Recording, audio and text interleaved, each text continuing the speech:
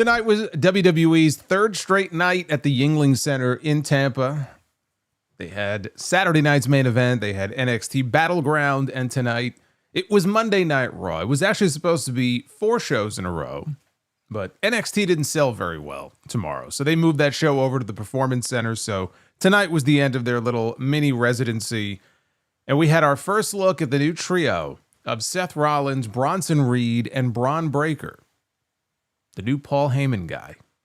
They were out there tonight for the first time as a unit since Bronson Reed made his return on Saturday at Saturday night's main event. We did not hear from Bronson Reed, but we did hear from Paul Heyman. We heard from Seth Rollins, trying to give something of an explanation as to why these two men who were at each other's throats last year are now on the same side. In addition to that, Seth Rollins had a Money in the Bank qualifying match at the end of the show against Sami Zayn and Finn Balor, or of course, let's be honest, Pin Balor. Our old boy Pin Balor made a very special appearance here at the end of the show tonight. And CM Punk made another surprise appearance at the very end of the show for the second straight week. Only this week, unlike last week, he proved what a shitty friend he really is. And I'll explain why that is. It was kind of nonsensical, actually, if you think about it. When Punk showed up at the end of the show, he didn't stop Seth Rollins from qualifying Money in the Bank. He could have, but he didn't. Rollins was not the only man to qualify for Money in the Bank. Penta is in the Money in the Bank ladder match, so it looks like they're going to be using him on that show and not the Worlds Collide show. The same Worlds Collide show, I will point out to you, where they are advertising a match between Chad Gable and El Hijo del Vikingo for the AAA Mega Championship. It was right there in the graphic. The only problem with that is that Vikingo is not the AAA Mega Champion. He has a Mega Championship match against Alberto Del Dipshit coming up this weekend, this coming Saturday. So they basically spoiled their own title change before it even happens. Oops. I think we all could have predicted that Alberto was not going to be long for this world as the AAA Mega Champion, but I love how they just gave it away. They just threw it on out there tonight. Oops. Penta, though, was in this Money in the Bank qualifying match with Chad Gable and with Dragon Lee, and they tore down the house. This was honestly the best 10-minute television match that you will ever see. These three went out there with a sense of purpose, with a sense of urgency, like these men wanted to qualify for Money in the Bank in the worst way, and they laid it all on the line, and they had a kick-ass match. It was easily the best thing on the entire show with those three guys. Penta now officially in Money in the Bank. Becky Lynch and Lyra Valkyria, their rematch is official now for Money in the Bank for the Intercontinental Championship with some strings attached. There are some stipulations, nothing major, but they added a couple of stipulations. We'll talk about what those are. Liv Morgan is back from filming in Tokyo, and there's drama. I mean, there's always drama in the Judgment Day, but there's even more drama with the women, including Roxanne Perez, who isn't technically a member of the Judgment Day, but she kind of is. She's hanging around the Judgment Day, so there was some drama with the ladies tonight. You know how I would describe this show? If Raw was a song, then tonight it was a one-hit wonder. I did not like this show. I did not like this show on the whole. I loved that triple threat. Actually, both Money in the Bank qualifiers were good. The main event was not nearly as good as the match earlier in the show. That first triple threat match kicked all kinds of ass, but I just didn't think this was a very good show outside of that. I love that match, but that wasn't enough for me to give the show a thumbs up overall. I'm sorry. A lot of very rocky, especially promo-wise, rocky stuff on this show. We'll get into the entire thing. This is your Memorial Day Raw review. It is Monday, May 26th, 2025. I am the Solomonster. Thank you guys for hanging out with me live yet again for the second night in a row. If you are new here, please hit that subscribe button. Hit that like button as well. Super chats are open. You will see them popping up on your screen. Oh my goodness. Shut the fuck up. Oh my goodness.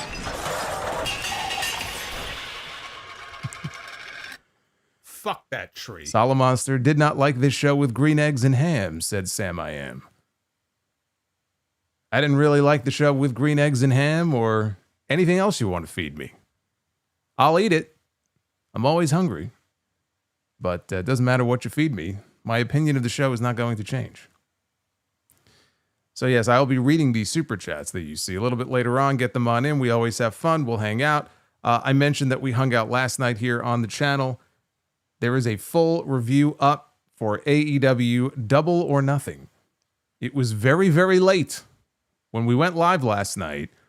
But you guys hung out with me, and I sure do appreciate it. That full review is up on the channel. Even if you didn't watch the pay-per-view, even if you're not the biggest AEW fan, I think you'll have fun checking out the review. Introduce a little anarchy. Actually, the anarchy in the arena match last night was like an acid trip. It was actually a lot of fun. Once Drowning Pool hit, once that song kicked in, that match kicked into a whole new gear. I had a lot of fun with that. Well, let's talk about this Raw show here. Didn't have quite as much fun with it, but it had its moments. I will say this, better than Saturday night's main event, that's questionable. But one thing I will tell you, that triple threat match that I'm going to be talking about here in a little bit, that was better than anything on Saturday night's main event this weekend. Easily, not even close. We'll get there, though. And that Bronson Reed, I mentioned that he made his return on Saturday, came out of the crowd, helped Rollins and Braun Breaker get a win over Sami Zayn and CM Punk. So now Reed is back, and they come out here. Seth Rollins makes his entrance. He's got Braun Breaker with him. He's got Bronson Reed. He's got Paul Heyman, who introduced himself, and then he introduced Braun Breaker first. He introduced Breaker as the attack dog for the group. And then a member also of a bloodline of badasses, he called him. He played up Breaker as a main eventer for WrestleMania 45, 46, 47, 48, and so on. I hope not. All right, WrestleMania 45, 46. Do we really need him to be a main eventer for 45, 46, 47, 48, 49? Let's change it up a little bit. Let's change it up. But yes, Braun Breaker is a future WrestleMania main eventer. People were saying this about Braun Breaker fucking 4 years ago. The fact that Paul Heyman is going out there and saying that and articulating that on television only drives home the point of how they see big things in this man's future. So a CM Punk chant broke out. Heyman asked Rollins if he thinks the fans realize that Punk isn't here tonight. He lied to us. He lied to us again. Heyman said that's because of Bronson Reed. And he recalled Reed putting a beating on Rollins once before that was worse than Roman Reigns ever did, and that Punk ever did. Heyman talked about Rollins making a sacrifice for the future of the industry. He praised Seth and then told fans to acknowledge him. Rollins pointed to his crew and called it the vision, his vision, the way forward. He spoke about total domination through complete power. Fans started chanting, "You sold out," at Rollins. And he said, "I sold out to who? Myself? Are you out of your mind?" he said. You know, chanting "sold out" at the man who sold out and sold his soul to the authority 11 years ago is just funny to me. 11 years ago, yes, Seth Rollins sold out. He sold his brothers down the river. He broke up the Shield. He wanted power, he wanted gold, he wanted money, and so he aligned with Triple H and the authority. The man sold out. He's got a valid question here. How did he sell out? How did he sell out? Remember, he had a favor to cash in from Paul Heyman. Now you owe me a favor. That's all Heyman did, was pay him back a favor. I don't see how the man sold out. So Rollins said he told the fans what he would do at WrestleMania, and he did it. Started chanting "fuck you" at him, which they censored. And he took issue with the fans questioning his integrity. He pointed out that everybody in the building was singing his song 5 minutes earlier. You know, that is actually a very good point. These guys are coming out here, and they're supposed to be the top heel faction on this show, but they want to sing his song. He's got a babyface song, right? Because for years he's been coming out in the goofy outfits to this music, and people like to sing it. They really should change it. I mean, if we're being honest here, the music really should change. But they're not going to, because they like, you know, how interactive it is and people singing it. But there's a disconnect there where they'll chant "You Sold Out" and they'll boo and they'll chant "Fuck you," but they sing the man's song when he comes out to the ring. So he could use a new one, but with Def Rebel, I mean, I guess this one's a Def Rebel theme, but with Def Rebel, you never know what you're gonna get. It's a little iffy there. You're taking a risk. So anyway, he called them hypocrites. Heyman played the maestro while they chanted his theme song again, proving his point. Called the fans morons and said they don't know their right from their left. Well, that is undoubtedly true. Rollins said he's the only person capable of leading the company into the future and wielding this type of power. He said that power comes through championships. And he said that he would be the world heavyweight champion if it weren't for CM Punk and for Sami Zayn. Rollins said Punk found out on Saturday what happens when he is underestimated, just as Sami would, later in the show. Rollins said he found an object that allows him to control the fate of those championships, and the camera is pulled back to show the Money in the Bank briefcases hanging above the ring. Rollins said he would win Money in the Bank and cash in that contract. He said he would do it when he wants to, on whomever he wants. And he said there is no one who can stop him. Oh, I could think of one person tonight who had the power, who had the ability to stop this man from even qualifying for Money in the Bank, and he opted not to. He opted to wait until after the match was over. Kind of goofy, don't you think?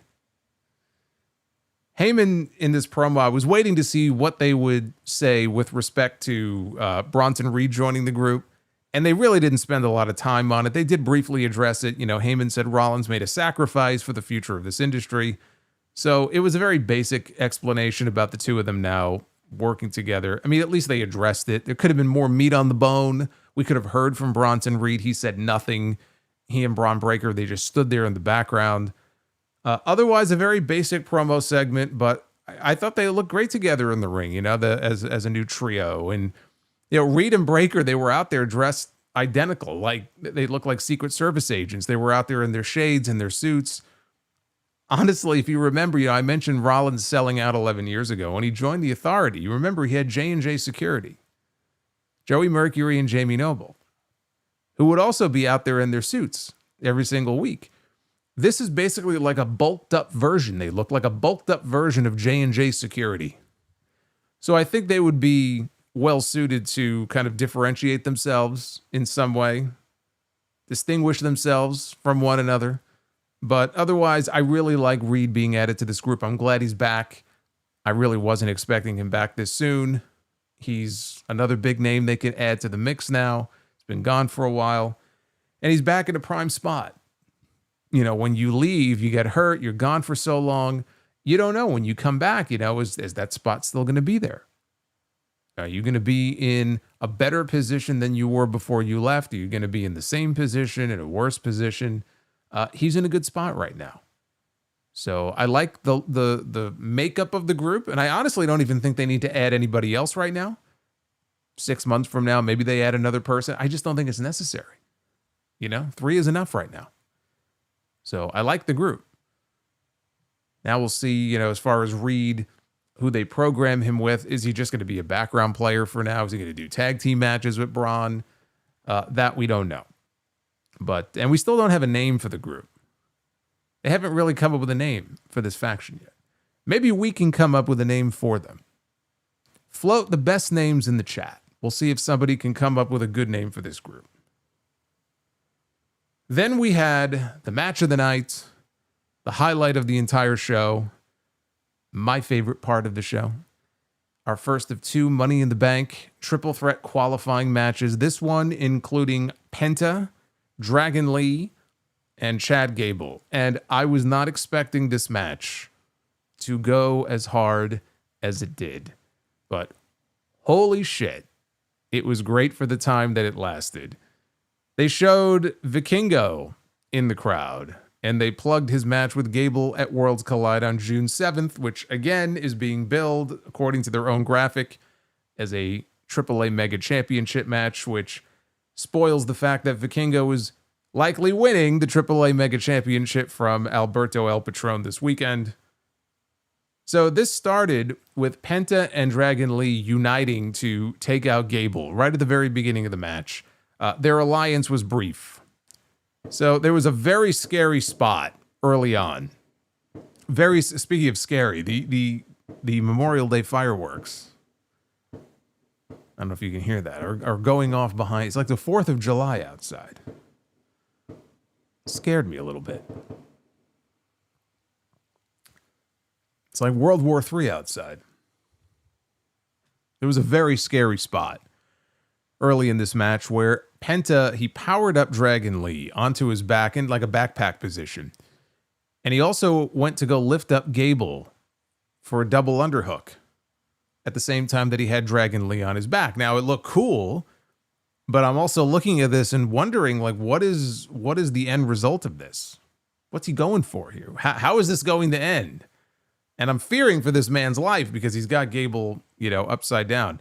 Again, I don't know what the goal of this was supposed to be, but it almost resulted in tragedy because when Penta dropped him, he dropped Gable straight down on his face. And at an angle where it just looked like, he was kind of like folded a little bit, like it was gnarly looking. And the referee immediately, because Gable, grabbed his face, the referee immediately slid over to check on him, make sure he was still alive. Apparently he was fine. Gable rolled outside along with Dragon Lee. Penta then took both of them out with a flip dive heading into the commercial break. That would not be the end of Chad Gable's very bad night here. Very good match, but very bad night for Chad Gable. Am I celebrating with a real American beer? No. Celebrate and real American beer are not words that should be going together. And I say that as somebody who has drank real American beer. What I have in this mug, far better than real American beer. So then there was another wild spot where Gable dumped Penta on the announce desk outside. And he went over and he was bickering with Vikingo in the front row. And so now with Gable and Penta outside, Gable goes back over to Penta, right? He's on the announce desk. And Dragon Lee, we can't see Dragon Lee. We don't even know where Dragon Lee is. So the camera doesn't catch him as he's about to vault himself out of the ring. And Dragon Lee comes flying out of the ring. And when I say that he flew out of the ring, he flew through the ropes, out of the ring. He went for a dive. This man fucking flew. And Gable, he was able to move at the very last second. And Dragon Lee, he collided with Penta. He wiped him out. Both men actually got wiped out at warp speed over the announce desk. You're going to see this floating around on social media, the clip of this. I mean, this looked just wild as all hell. And, I mean, the dude looked like he was shot out of a cannon. So they were wiped out. Referee went to go check on them. Gable went over and gave Vikingo a cheap shot.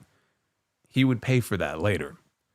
Back in the ring, all three men traded some moves, which included Dragon Lee hitting a poison rana on Penta.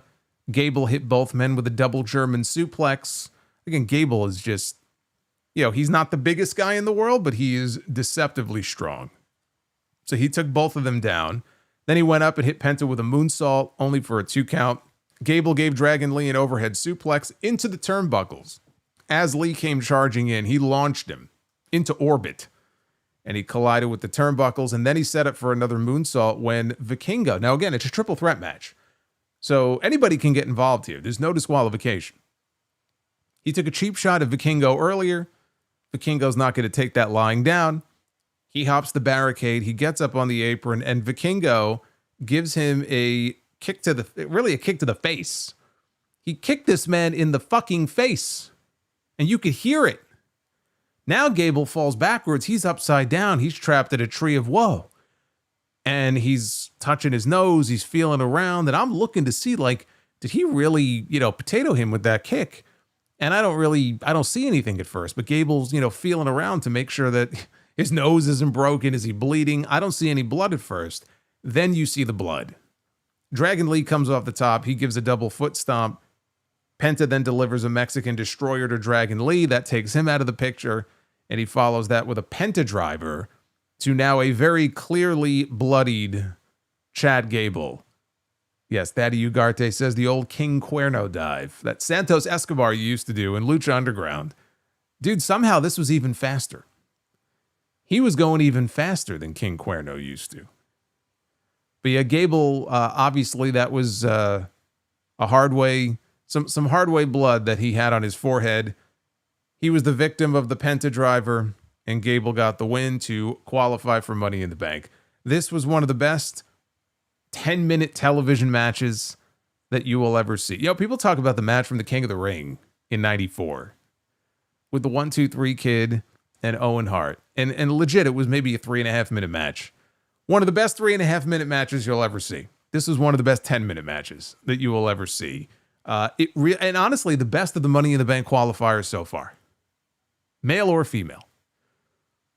This felt like, it wasn't just that it was a fun match and it was fast-paced and all action, but because of it, like what these guys were going out there and doing, it just felt like there was a sense of urgency that we haven't seen in any of the other Money in the Bank matches.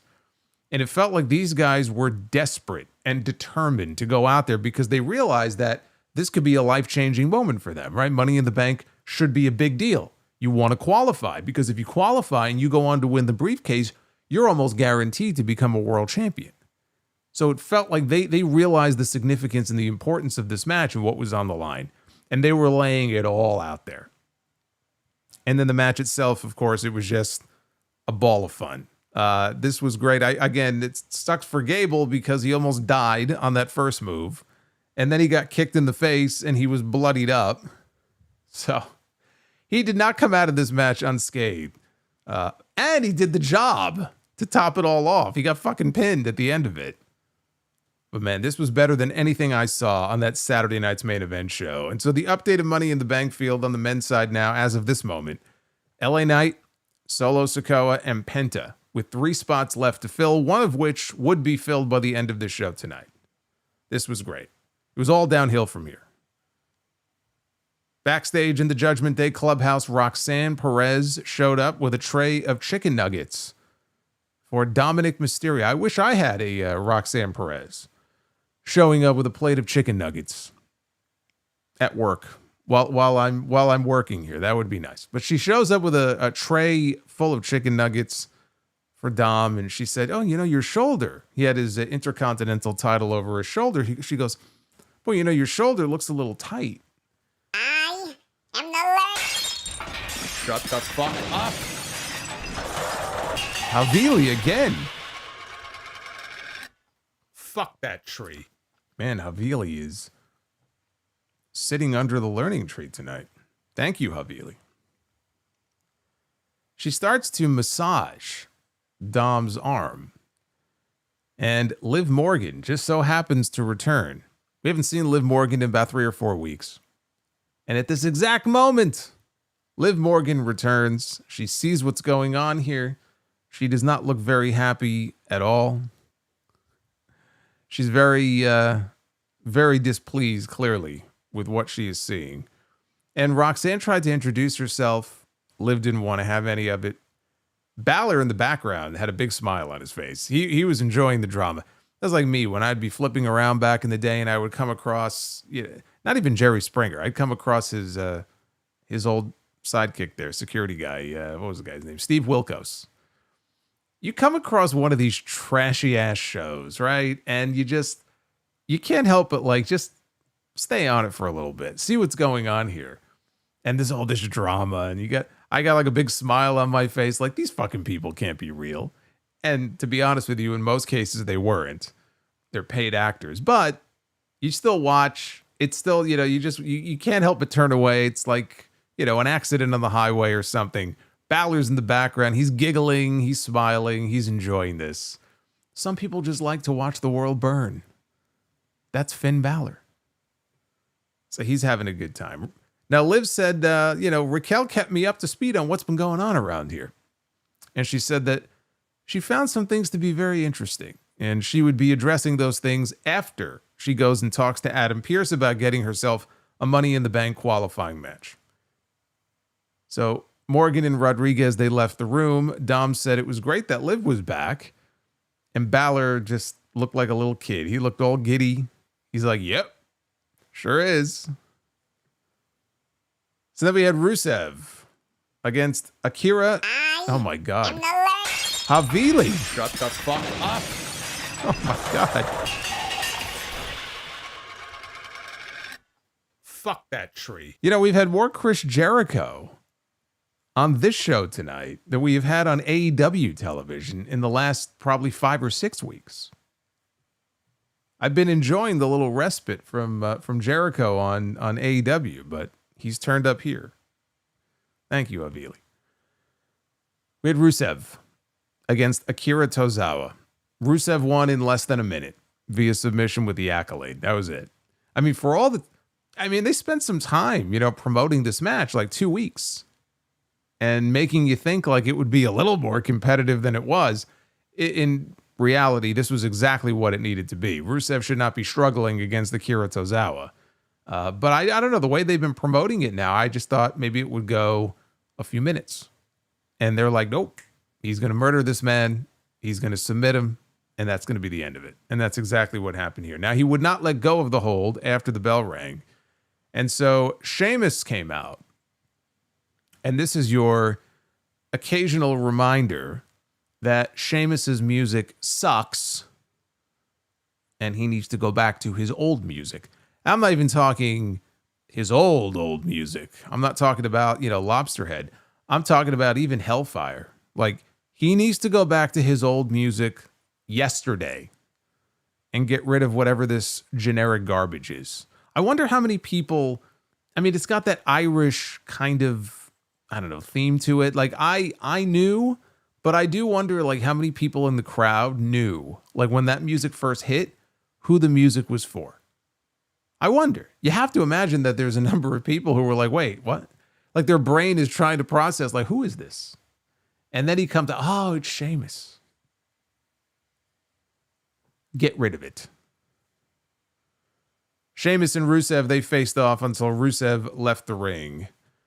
I'm all for a Sheamus and Rusev program. Sign me up for that shit. I think that's great. I'm looking forward to the match or matches between these two. I think that's going to be a lot of fun. On commentary, Pat McAfee, he referenced Jim Ross by saying that a potential match between these two would be a slobber knocker. So he shouted out JR without actually mentioning JR. And unless I missed it, I didn't hear Michael Cole mention Jim Ross at all tonight. And I mean, in light of the announcement last week that he made on social media, and then of course at Double or Nothing last night, they had an on camera for the announcers at one point. And they, made mention of Jim Ross and his cancer struggle. He's about to have surgery, I think tomorrow actually, for colon cancer. And they had some very nice things to say about him on commentary. Tony Schiavone, who first worked with Jim Ross, 35, 40 years ago now. He had some very nice things to say about him. And I know Jim Ross is an AEW employee right now, but for fuck's sake, like, this guy was the voice of this company for decades. He's the greatest to ever do it. I don't care how many more years he spends with AEW. His voice will always be synonymous with WWE. And WCW, NWA, but primarily with WWE. His voice is attached to some of the most iconic matches and moments in the history of this company. An entire era that people still romanticize to this day, the Attitude Era. He was the voice of that era. It was surprising, that they wouldn't, say something a little bit more about JR on TV. But that's the choice they made. Pat McAfee at least had a little slobber knocker mention, so I guess that's their nod to him. But yes, best wishes to Jim Ross. I believe he is going in for surgery tomorrow, and hopefully everything will turn out okay. It's a very scary situation, but again, the voice of this company for a very, very long time, and long after he's gone and we're gone, his voice will still be attached to all of those moments. A lot of those calls will continue to be, memed for years to come. He's the GOAT. He's the GOAT for a reason. Backstage, Kathy Kelly talked with comedians Bert Kreischer and Tom Segura to plug their Netflix special. And Kathy Kelly noted that Segura had been critical of WWE in the past. And Segura said he's done a lot of stupid things in his life. He said that they had Cody Rhodes on their podcast, and Kreischer told him how much fun that he had. I'm sorry. I have to say this. I love how they frame this as he's been critical of WWE in the past. Like, no, I've been critical of WWE in the past. There's a difference. There's a difference between people who have been critical of WWE in the past, and in this case, a guy like Segura, who once, for those of you who don't know, Tom Segura once said, wrestling, and I'm quoting him here, he once said wrestling is, quote, for fucking retards. And then went on a whole rant about wrestling fans and other stuff that I won't repeat. But he's got a Netflix special to promote now. So, of course, you know, we have to make nice. We have to make nice with the wrestling audience now. Come on here and plug my special. Funny how that works. We got to make nice.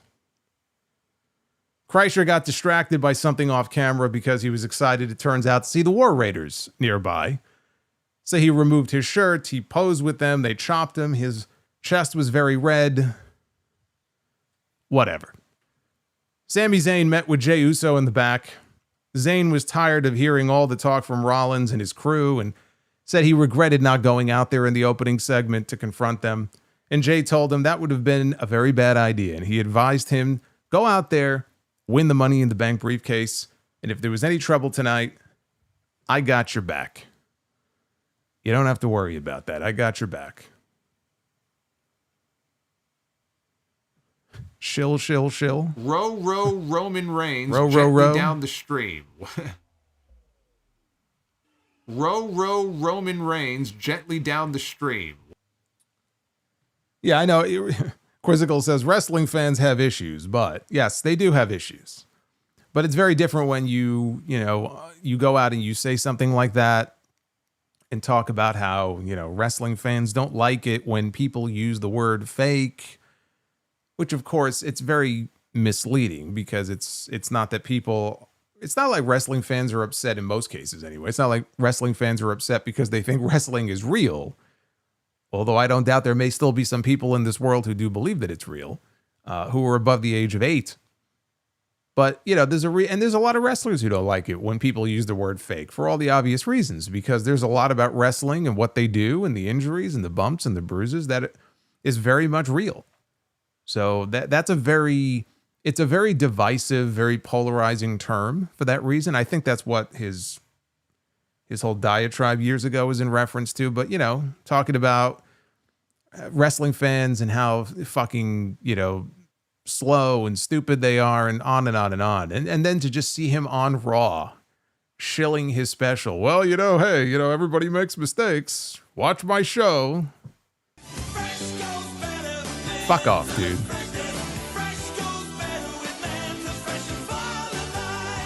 Mentos, the fresh maker. Oh my God. David Thiering. I think Tom Segura needs a Mentos. That's what I think. Yeah, fuck him. Anyway, we had the New Day defending the World Tag Team titles against the War Raiders and the Creed brothers. Boy, this company sure does love its three-ways. Ivar hit Xavier Woods with a splash. Kofi Kingston, though, and the Creeds immediately broke up the pin attempt that followed. A little while later, Brutus hit Eric with a springboard Brutus bomb. Kingston went for a suicide dive. Ivar, though, caught him and slammed him into the LED board on the side of the ring. Ivar followed up with a crossbody block to Kofi against the LED board. And Ivar went up top. Brutus, though, hit him with a running knee strike. And Xavier Woods rolled up Brutus and then pinned him. So basically, the New Day used the Creeds. Who possibly could have seen this coming except everybody, except the Creeds? I didn't like this match. They worked hard. I mean, it's not a knock on their hustle here, but they did very little. They being the company did very little to make this match even feel important coming into this. And, Yeah, I said it last week. I say it on most weeks, and you compare. It's hard not to compare one brand to the other, and I'm sure there's also some competition internally between the two brands, friendly competition. It's hard not to notice how night and day it is right now when it comes to the tag team divisions in this company on Monday and Friday. And you look at the match, for example, that the Street Profits had last week against Fraxium, up until the finish where the Wyatt Six basically blew the whole thing up. But you look at a match like that, you look at a match like this, and again, night and day. Night and day. So this match didn't do anything for me. I don't know where this goes now as far as who the New Day get next. How many more times are they going to run this back with the War Raiders? Let's say they move on beyond the War Raiders. Let's say they move on beyond the Creeds, right? Because they just beat them both. Realistically, like if we game this out, who's next? Are Braun Breaker and Bronson Reed going to be a team? Because that would be heel against heel, but I don't even know if they want them to be a team. Like, honestly, what team is on the horizon for New Day to feud with that would be like an obvious next program or next challenge for them? Or even potentially a team that you could see beating them, to win the tag team titles. I don't know who that is. Another reason why the transfer window should be instituted soon. Instead of a proper draft, just do a little transfer window action and move some people, move some teams around, try to get some new blood here into the division on this show. Because this show could use it. That's for damn sure. We go backstage. Liv Morgan and Raquel Rodriguez, they ran into the women's world champion, Io Sky, who was having a conversation in the back with Kairi Sane. And the Lucha Bros. People saying the Lucha Bros. Yeah, I mean, look, we're going to get the Lucha Bros at some point. I don't know that they want to put them together just yet. Penta and Phoenix, they're still doing their own thing. Penta's going to be in Money in the Bank. Phoenix is going to be at Worlds Collide, probably. He's not in Money in the Bank. I don't get the sense that they're going to reunite the Lucha Brothers anytime soon. At some point, sure. And that would be, for sure, that would be a match to do. But forget the Lucha Bros for a second. Like honestly, who else? Who else is there? Even like in NXT right now, is there an obvious team? I know Hank and Tank are the tag team champions down there. They have the culling. They basically broke up the family, right? With Stax and Tone. Like, who else is there? I don't know. I really don't know. But anyway, so we're in the back here, and Liv Morgan is mocking Kairi Sane for failing to qualify for Money in the Bank. And Io tells Liv to keep walking. And Morgan says, "Oh, I will.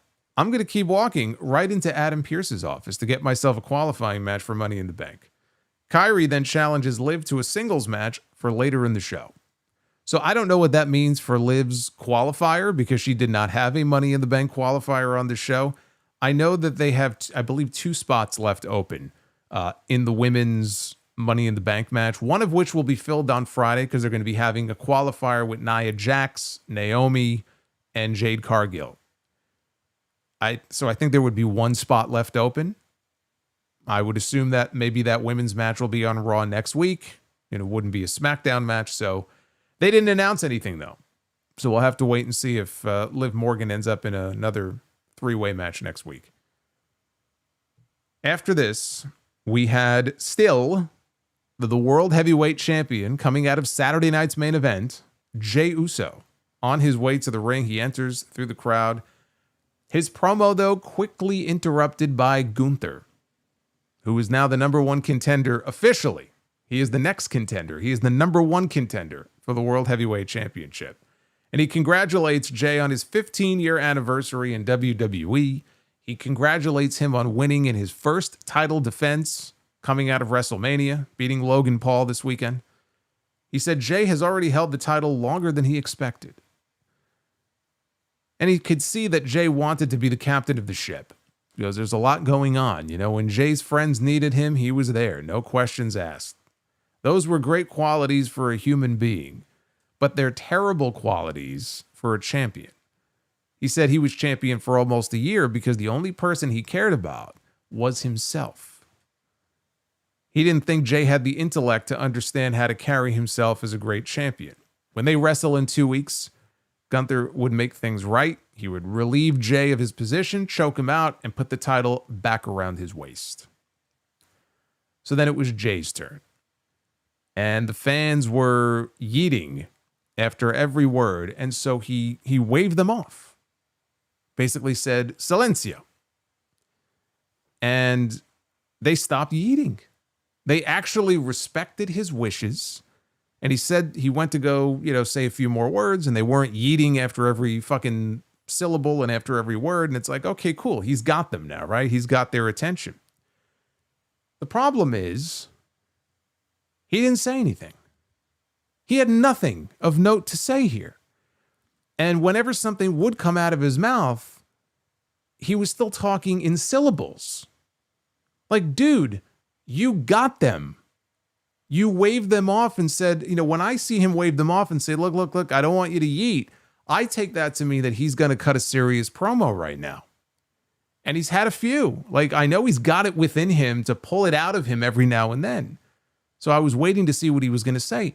But then, like, in the way that he was delivering his promo, he kept talking in syllables. And he would pause after every word. And it just driving me fucking nuts because, dude, it's like, you got them.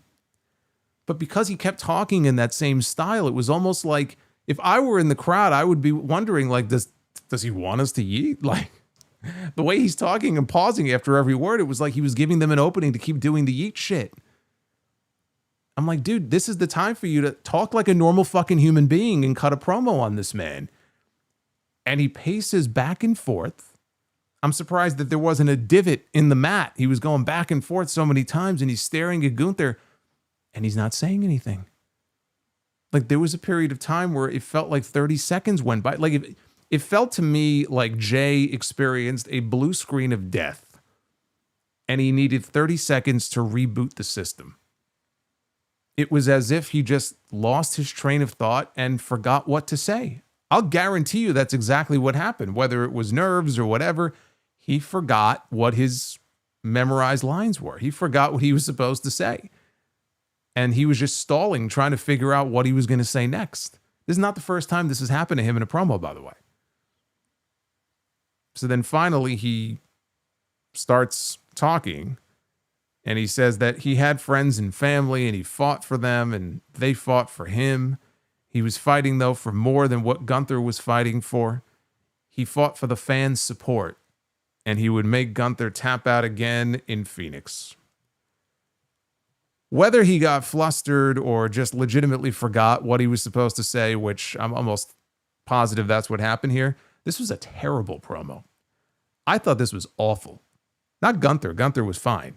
But I thought this was easily the worst promo I've heard out of him since this whole singles push to the World Heavyweight Championship started, and he won the Rumble at the beginning of the year. I thought this sucked. Lucky for him, he's still so over that when he got to the end of the promo here, all he had to do was say, 4 letters, 1 word, yeet. And everybody yeeted, and everybody was happy because they like to yeet. So it didn't really matter at the end of the promo. People got to yeet and do what they wanted to do. So, but if you were looking for any kind of real deep thought here from the World Heavyweight Champion, you didn't get it. You're looking in the wrong place. Now, we know that at Money in the Bank, it's going to be Cody Rhodes, who just came back this weekend as Saturday night's main event.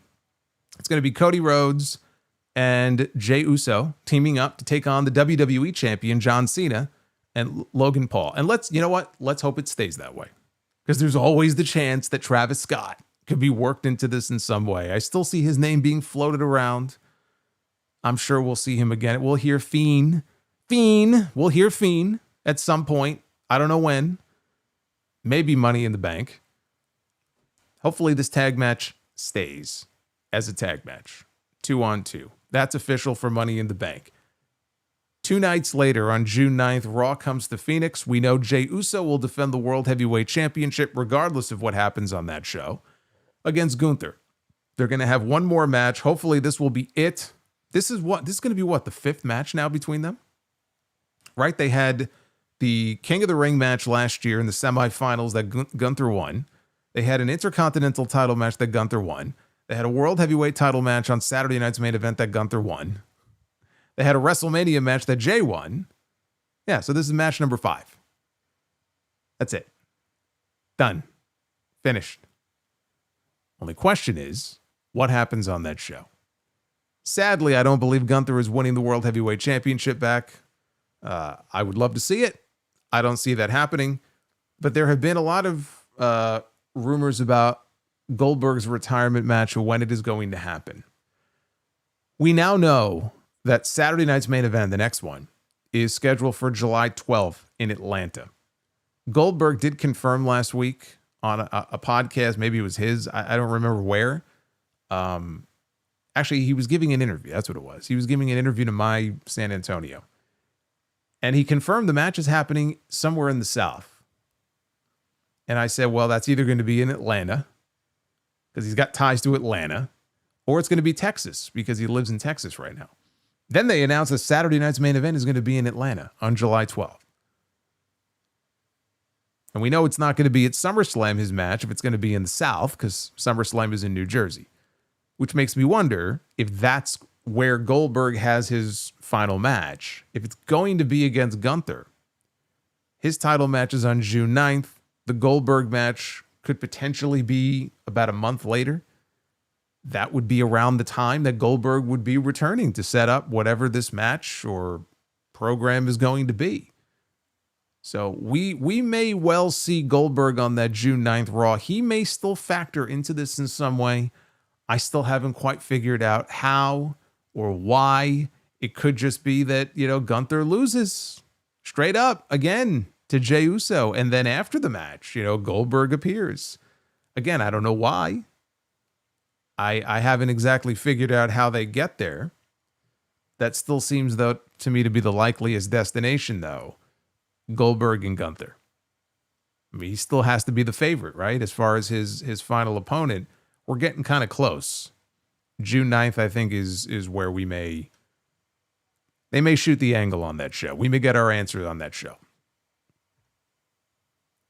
We had Liv Morgan, one-on-one against Kairi Sane. Devin says, imagine Gunther having to put over Goldberg.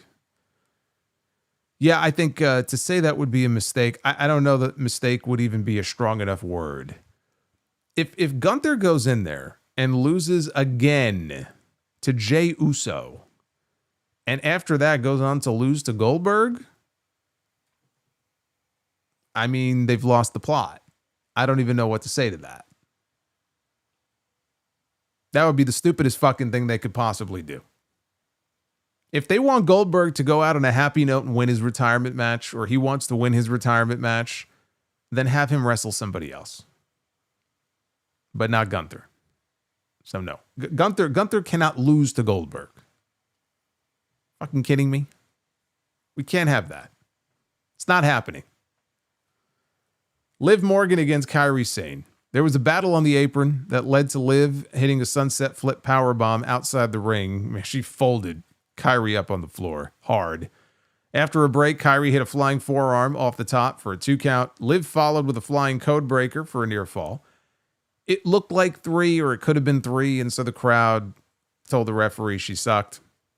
They traded a few moves until they just clumsily fell into a cradle that led to a near fall.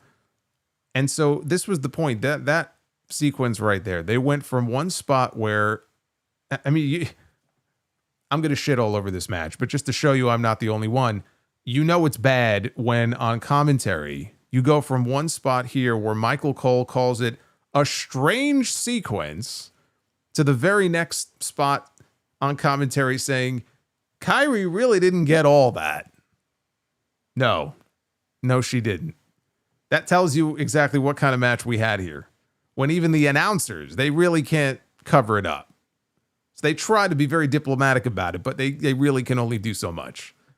So as Raquel Rodriguez distracted the referee, Roxanne Perez appears, and she knocks Kairi off the top rope, and Raquel was very upset about Roxanne getting involved here, even though she was just trying to help.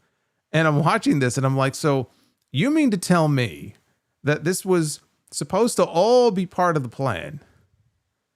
But like Roxanne shows up just at the right moment, knowing that Raquel was getting involved here, and she happens to show up like Johnny on the spot, And then Raquel's like, wait a minute, what are you doing here? You're not supposed to be here. It was quite ridiculous, this whole thing. Impeccable timing by Roxanne Perez, but yes, very goofy. So the referee looked around like an idiot as Kairi was all of a sudden just down on the mat, and also looks over and sees Roxanne Perez happens to be at ringside. Liv Morgan looks over as Rodriguez is arguing with Perez. Liv then went for Oblivion. Kairi countered into a very clunky schoolboy and picked up the win. This was not good. This was not good. These two just could not get on the same page at all. Even the finish didn't look good. This was a miss. This was not good. Now, when this was over, back in the Judgment Day clubhouse, Liv Morgan, she basically, took a shot at Raquel, not physically, but, took a shot at Raquel and said, look, you're the veteran. You should have known better. And then she walked away. And again, Finn Balor was all smiles. He was very much enjoying himself. We have the Women's Intercontinental Champion, Lyra Valkyria, flying out to the ring next to address Becky Lynch and their upcoming match at Money in the Bank, because it is official. On June 7th, Lyra will defend her championship again against Becky Lynch. I told you I was very surprised when Becky didn't win the title at Backlash. And I said, well, maybe they're going to save the title change for a rematch. But I really thought Becky was going to win the title in all this. And so here we are. We have a second match now for the title. And I think this is where we get that title change. But Lyra said that she has nothing left to prove after beating Becky twice, including her win over Becky at NXT many years ago. She said that she didn't feel any satisfaction when she beat Becky. And she recalled Becky coming out on Raw the very next, I guess it was 2 nights later. And her ego was still through the roof, and she showed no shame over being beaten. It was as if, the way she was acting, it was as if she had won the match. And she recalled Becky getting in her fiance's face during the match and even trying to take her eye out. So now it's personal. And Valkyria said that she would hurt Becky at Money in the Bank and she would break her ego. Becky Lynch walked out. She spoke from the aisleway. And she took issue with Lyra, accusing her of making it personal. Lyra could have let it go, but she knows that Becky is the best thing that ever happened to her or to that title. Valkyria might have won the match, but Becky says she won the night. She went home with her hot husband, while Lyra went to the hospital with her weird husband. And Valkyria said that Becky's husband was the only talented thing about her. And this was rough because it was intended, I think the line was intended to get a big pop, and there was just nothing. There was virtually no reaction to this. And Valkyria said people are talking about her because she beat Becky. That's why they're talking about her. So Becky said that if Valkyria is so cocky, then she had some stipulations for her. And Becky said that if Lyra beats her at Money in the Bank, then Becky will never challenge her ever again for the Intercontinental title. Now, she didn't say that I will never again challenge for the Intercontinental title. She said I will never challenge you again for the Intercontinental title. And Valkyria said that's fine because she already beat her twice. And the last time she even beat her with her eyes closed. Remember, she was like blind. Well, I guess her nose, right? She was holding her nose and she was kind of blinded and she still won the match. So that's what she was referring to. Becky said she didn't let her finish. You didn't let me finish. I'm not done yet. She said that when I win at Money in the Bank, you have to look me in my eyes and raise my hand, just as I did for you after you beat me. This was back in their first match in NXT. And Valkyria said she's never had an issue raising the hand of a person who has beaten her. And she ended with, that just hasn't been you yet. Now, at least the closing line was good. I thought she closed on a strong note there. But as much as I praised that one promo from Lyra in the build-up to her first match with Becky all those weeks ago, that was really the first time I felt like, Lyra came out of her shell and got to show off more of her wit and her personality. And she came across very well, that one time. And then, in some of the promos since then, I thought she's been good. This was not one of her better ones. The crowd was very quiet for this. She was trying to slip some zingers in there, and they were mostly falling flat. which is really how this promo felt. This whole segment just felt very flat. So as far as the rematch is concerned, again, this is where I think Becky takes the Intercontinental title. The only question is this where we see Bayley? Do we see Bayley at Money in the Bank? And if so, does she cost Becky the championship, or do we see her when the match is over? Or do we not see her maybe until Raw the following Monday? Yeah, they're already loading up that Raw, that post-Money in the Bank Raw. We had a World Heavyweight Championship match. Maybe that's the night. Because Bayley is going to come back, and her first target is going to be Becky Lynch. So everything I was saying in the lead up to Backlash applies now. I think Becky wins the championship. I think Bayley comes back, and the two of them will fight with the Intercontinental title on the line. Eventually, they'll come back around to Lyra. Lyra will probably get that win back over Becky later in the summer, later in the year, whenever it may be. I still think the end goal of all this is just to have, and Becky probably wants to, use this as an opportunity just to elevate Lyra. You know, but that doesn't have to be done all at once. I think they're going to play this out for a while, but in the meantime, Bayley has to come back and try to get her revenge. So that's where I think this is headed at Money in the Bank. We're going to get a title change on that show. Now in the back, Sami Zayn was walking, and he was on his way out to the ring when Karrion Kross, he went right by Karrion Kross and Scarlett. They happened to be there. And Kross said that Sami could have taken the deal that Seth Rollins offered, and he could have gone over to SmackDown. Sami said he didn't have time for Kross's mind games, and he started to leave. When Kross shot back, "Hey, Sami, you know you're never going to win the title, right?" Sami turned back around, and he told Kross, "I'll deal with you later." And that was our Karrion Kross segment for the night. No mention of him being a part of any Money in the Bank qualifying match. Right now, it's not looking too good. It's not looking good for Karrion Kross even being in a qualifying match, let alone qualifying, just being in a qualifying match for Money in the Bank. He's apparently content in just being a nuisance to different people in the backstage area. Apparently that's it. Now, there are a few spots left to be filled in the men's Money in the Bank matches. They made no mention of what those qualifiers are going to be next week, unless they did later in the show, and I missed it, but I don't think I did.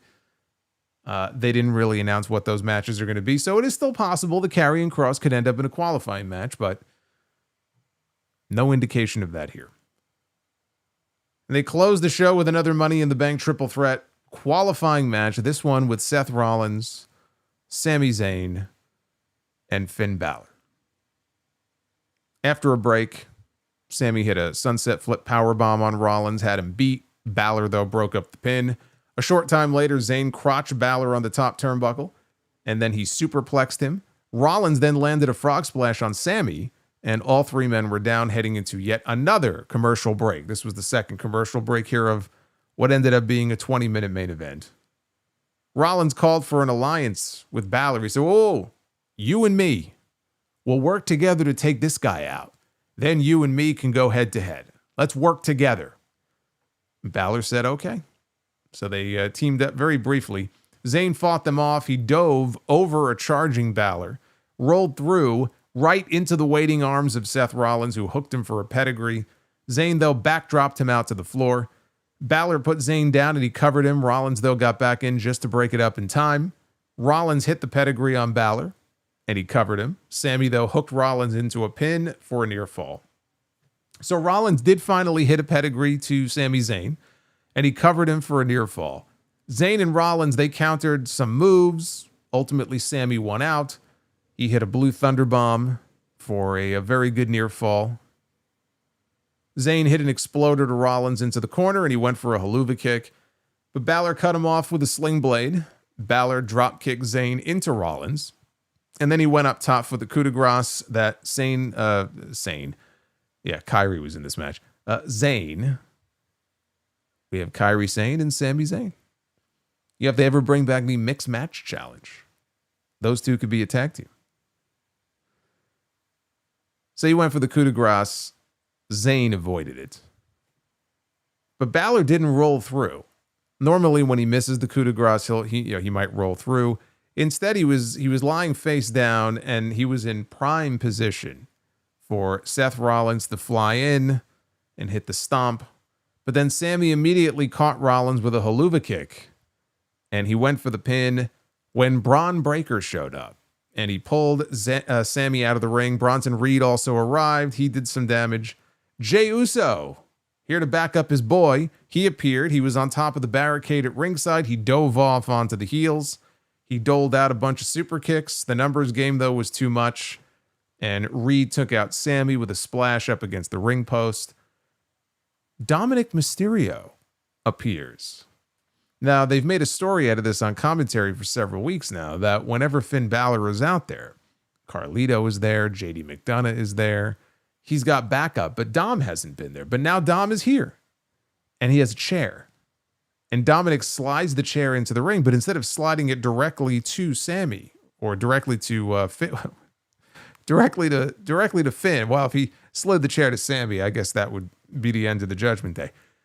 He slides it into the ring, just far enough away from Balor to make you wonder, was that on purpose?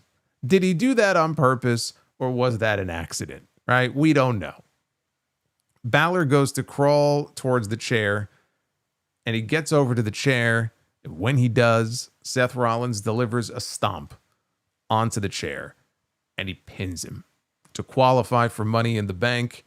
Pin Balor strikes again. Good to see him on the show here. He did his job well. The key word there being job. Nobody does his job better than Finn Balor. After the match was over, Rollins ordered Breakker and Reed to do some more damage outside to Jey Uso and Sami Zayn when we hear CM Punk's theme music. Place goes nuts. And so what do Bron Breakker and Bronson Reed do? They foolishly begin walking, power walking down the aisle, waiting for CM Punk to come out. How many times have we seen this, where the heels just assume that the babyface is going to come out from the entranceway, only for the babyface to ambush the heels out of the crowd? Now, you would think there's two guys here. The smart thing to do, right? They got a fucking wise man with them. Paul Heyman should say, hey, Bron, you go down the aisle and you cut him off at the pass there. And Reed, you stay back here and stand guard by the ring, right? That would be the smart thing to do. They literally have a wise man in their corner leading their group. Instead, these two bird brains, they walk down the aisle. And of course, what ends up happening, CM Punk comes out of the crowd because Seth Rollins is also looking towards the aisleway. Punk gets into the ring behind him. He hoists him up onto his shoulders and he delivers a go to sleep. And then he flees the ring before Bron Breakker and Bronson Reed could get to him. And he jetted up the stairs into the crowd and he posed there as they went off the air. The main event picked up, well there in the last few minutes. There were a couple of good near falls with Sami Zayn, including the Blue Thunderbomb one. But even though they got double the time that Penta and Dragon Lee and Chad Gable did, these three couldn't touch what those guys did earlier in the show. As for good old Finn Balor, do you know, this is unbelievable, but do you know that Balor has not won a singles match or even, I think, a multi-man match? I'm not counting tags, but like triple threat, singles match. He has not won a match on this show since June of last year. We are coming up next week. Next Monday will be 1 year since Finn Balor won a match on this show. One-on-one, he beat Dragon Lee.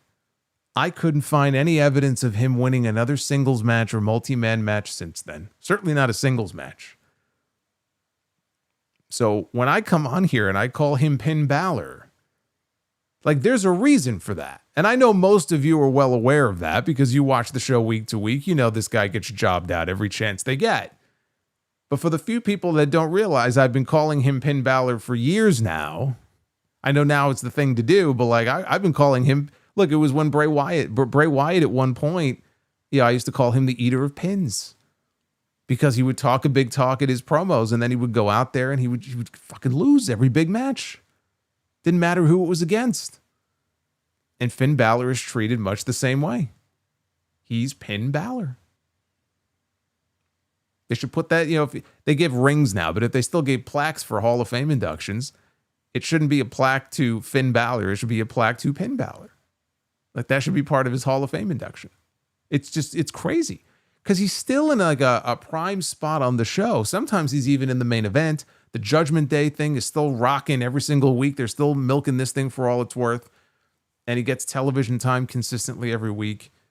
And he's a former, Universal Champion. I mean, that didn't last very long, but I mean, you would think like a year has gone by. Like if I said that about Otis, you wouldn't be surprised by that. Oh, it's been a year since Otis won a match on TV. But it's Finn Balor we're talking about here. It's just insane. It's crazy. And there are still people who are hoping the WWE, man, you got to give Balor a push, man. You got to give him a world championship. You got to give him that one last big push. Keep dreaming. This is the role that he's in now. AJ Styles, this is the role he's in now. Shinsuke Nakamura, this is the role he's in now. It's just the way it is. Seth Rollins was the obvious choice for Money in the Bank. So there was no real drama here in this match. But I love how CM Punk comes out after the match is over, after Seth Rollins has already qualified for Money in the Bank. No disqualifications in this match, right? We saw Vikingo earlier in the night kick Chad Gable square in the fucking face and cost him the match. Now, we know that Seth Rollins was going to win. WWE wanted him to win, so I get it. But just the way Punk comes off here, he comes off so badly. First of all, what a shitty friend. He just partnered with this guy on Saturday night's main event 48 hours ago. And, these, again, I don't know what the name of the group is going to be, but Heyman's guys come out. They cost Sami Zayn the potential victory. You would think that would be the prime moment, right? Jey Uso came out. Where was CM Punk? Where was CM Punk? He was waiting. He was waiting for the bell to ring, so then he can make his grand entrance and get all the spotlight on himself, apparently. What a shitty friend. But even just in terms of like his hatred and his feud with Seth Rollins, like it doesn't make any sense. Why wouldn't you come out and attempt to cost this man a spot, even qualifying for Money in the Bank, but you come out afterwards? I don't understand that. Anyway, glad I'm not friends with this guy. Rollins qualifies. We have a few spots left to be filled. It was also kind of a rehash of last week's ending. They did the same exact thing last week where they hit his music. People didn't know Punk was there. He comes out. More or less the same ending this week to the show. I wish I had more glowing things to say about this show. I didn't think it was a very good show on the whole. I thought it was very dull, very boring.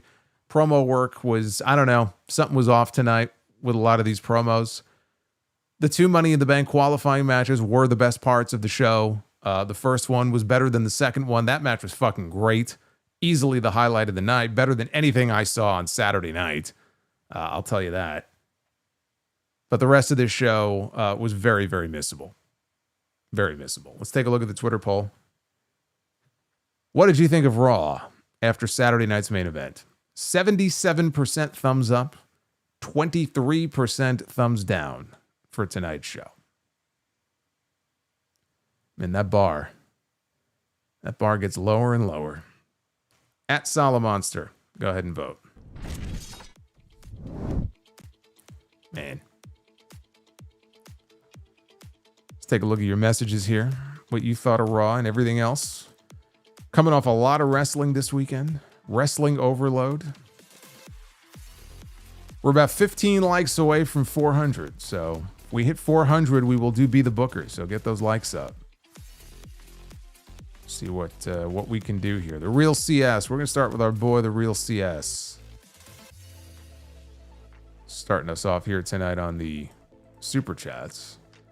I saw somebody mention on TikTok that WWE should go back to having brand-exclusive PLEs. And I think that's stupid because WWE doesn't even follow the brand split anymore, thus making it pointless.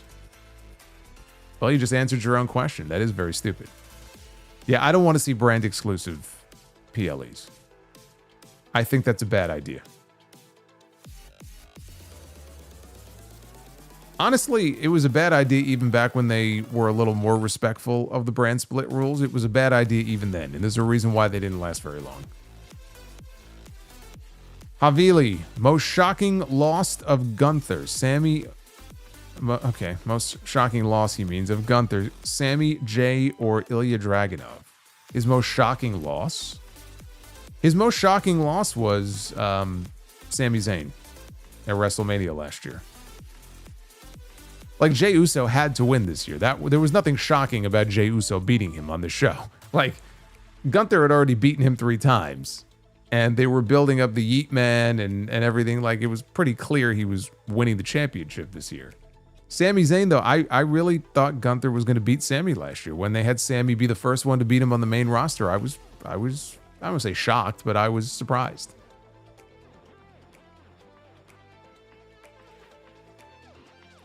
Terrible Dried Chicken says, damn, I was hoping to see Ricky Saints hold up the NXT Championship in New Orleans at Stand and Deliver. Vegas will have to do. Bro, he should be on Raw or SmackDown by then. You're talking about him winning the NXT Championship in a year? He should be on Raw or SmackDown by then.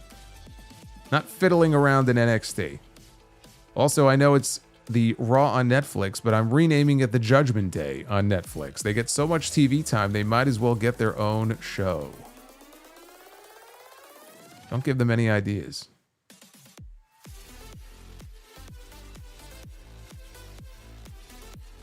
We have hit our goal, so thank you. We will be doing Be the Booker.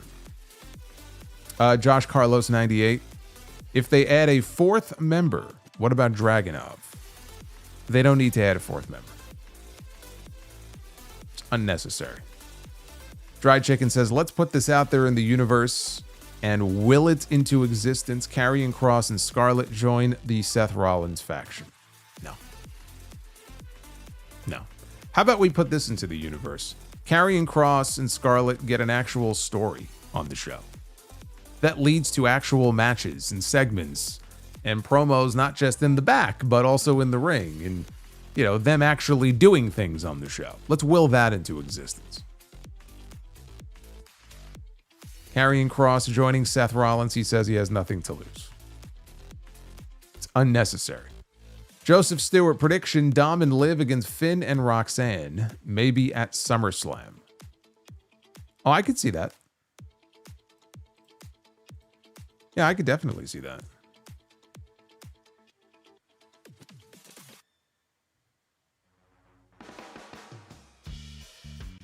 Oh, let's see. I think I skipped over... Nope, we're all caught up on that one. Good. I thought I skipped somebody. I want to make sure I do not. We got Havili, who dropped a few super chats. Let's get to Havili's first one here. There was 3 huge rumor that nearly happened in 1998. Which of these would, in your opinion, most likely have come true? Hulk Hogan's return to WWE, Ric Flair's return to WWE, or barbed wire death match between Cactus Jack and Terry Funk? I'm not sure I understand the question. It says, which of these would, in your opinion, most likely came true? None of them came true. Which one do I think had the best chance of happening? I mean, I remember there were definitely rumors at the time.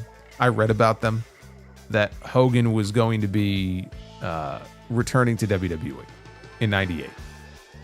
So that is true. And I actually remember I was subscribed at the time to an online newsletter. What was it called? Matt Rap. It was called Matt Rap. It was from the Slammer. And he would send emails out. Yeah, I had my AOL email. And I remember this was in the midst of all the Hogan rumors. And the headline for the newsletter that week was, Hogan retires. And I'm like, holy shit. So I clicked the link, and it was some bullshit story. You know, they were trying to be funny about Hulk Hogan was driving down the road and came across a little old lady whose car broke down. And so he got out of the car and he was helping her, you know, fix a tire, and he retired her car. And then I clicked unsubscribe, and that was the last I heard of the Slammer at that point. I moved on to other news sources. Havili says, favorite wrestling show of the weekend. Saturday night's main event, Battleground or Double or Nothing. With Seth and Money in the Bank, are we going to get Sami and Punk or Roman versus Reed and Breaker? Shout out from Australia. Shout out to Havili. With Seth and Money in the Bank, are we going to get Sami and Punk or Roman versus...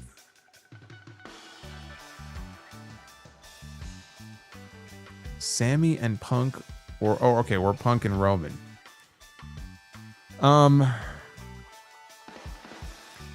mean, Money in the Bank is what, 2 weeks away, 2.5 weeks away. Roman would have to come back on SmackDown this Friday. If Roman is back on TV this week, then he'll have a match at Money in the Bank, and that could be the match. It could be Roman and Punk. It just doesn't feel like there's enough time to tell that story and get to a big match like that. So that it doesn't feel like that to me, but clearly they're sticking with Punk and Rollins, you know, based on what happened at the end of the show tonight. I mean, they're not letting this go. So I don't know what the match is going to be. I'll let it play out and see. As far as the show of the weekend, Double or Nothing. Double or Nothing was the show of the weekend. Havili says, what is the possibility of Steiner Brothers didn't leave WWE in 1994? Would they have had faced the Quebecers at WrestleMania 10 instead of Men on a Mission? Yeah, I would say so. Yeah, they must have left right before, right? Because they were in the Rumble. So by February, the Steiners had to be gone. Or maybe one of them got hurt. I don't remember exactly what happened. But yeah, I would imagine that probably would have been the match. Would have been a better match, too. Duff's Vids, I ran into a lamppost last night. Luckily, I only suffered light injuries. Very good.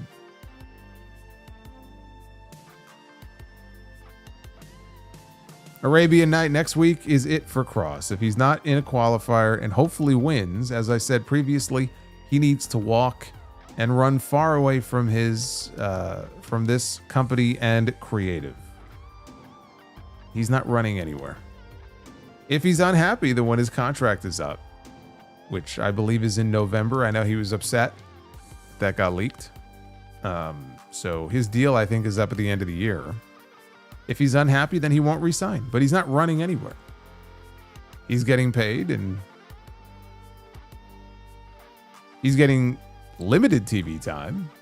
I think he'll just ride out the remainder of his deal and then he'll leave in a very professional way and he'll go somewhere where he feels that he will be creatively fulfilled. Or maybe it's a Shinsuke Nakamura situation where he's just content to stay where he is and just keep pitching ideas and hopefully they'll bite on them one of these days. I don't know. I don't know where his head is at on this.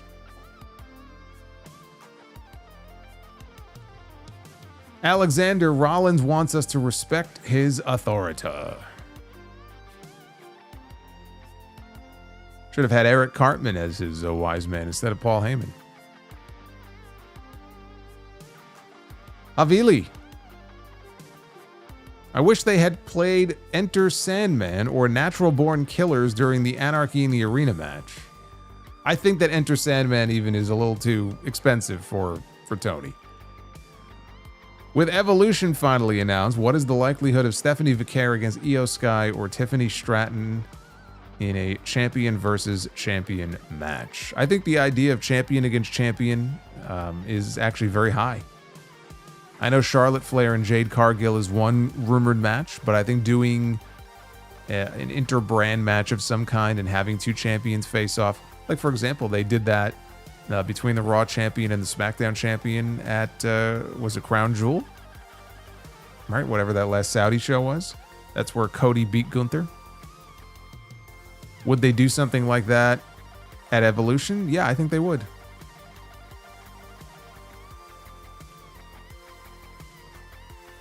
Cult Meetup. Not that I think it's a good name, but I could see them calling the Rollins group The Vision. Thanks as always for the content. You're very welcome. The Vision, yeah, I could see The Vision. That would be kind of dull.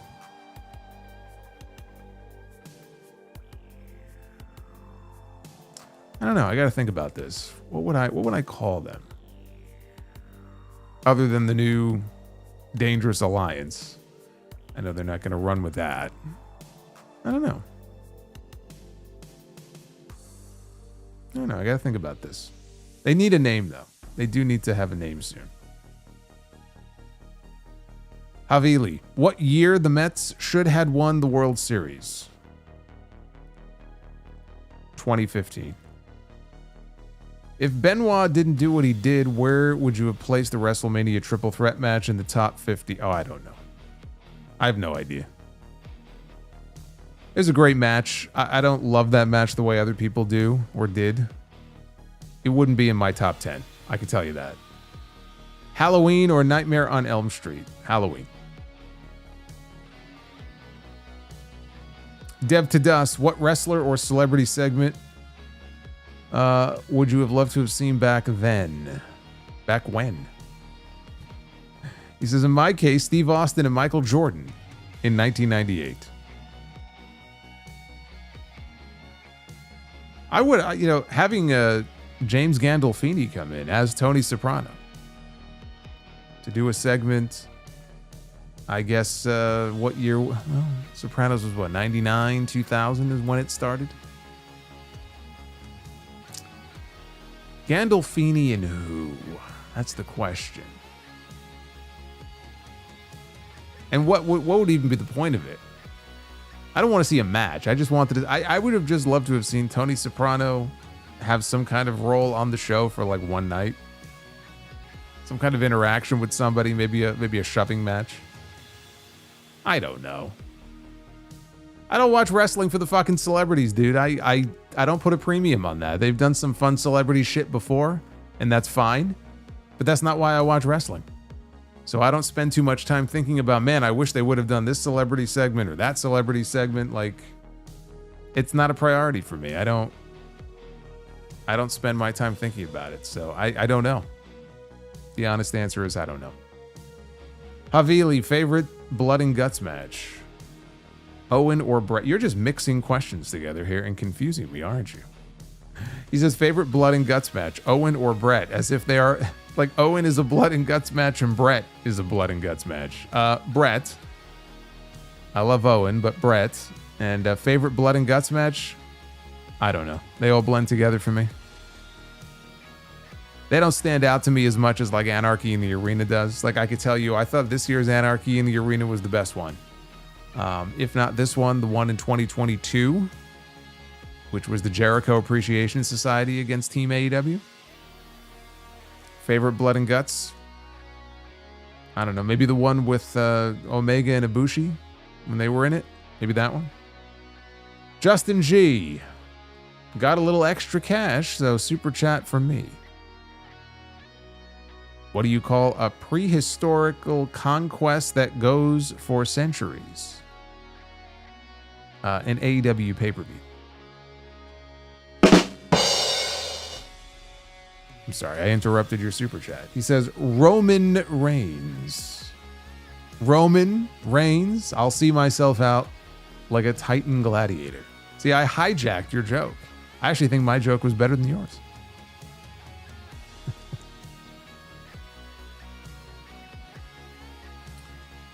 That wasn't bad, though.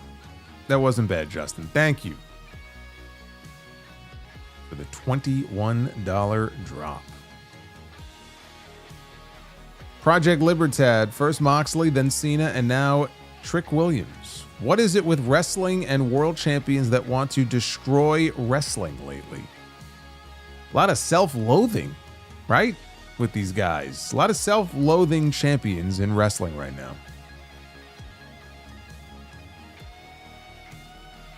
Tonga Loa Superfan has graced us with his presence. I gotta say, I was impressed with Miles Bourne on Saturday. Maybe when he goes to the main roster.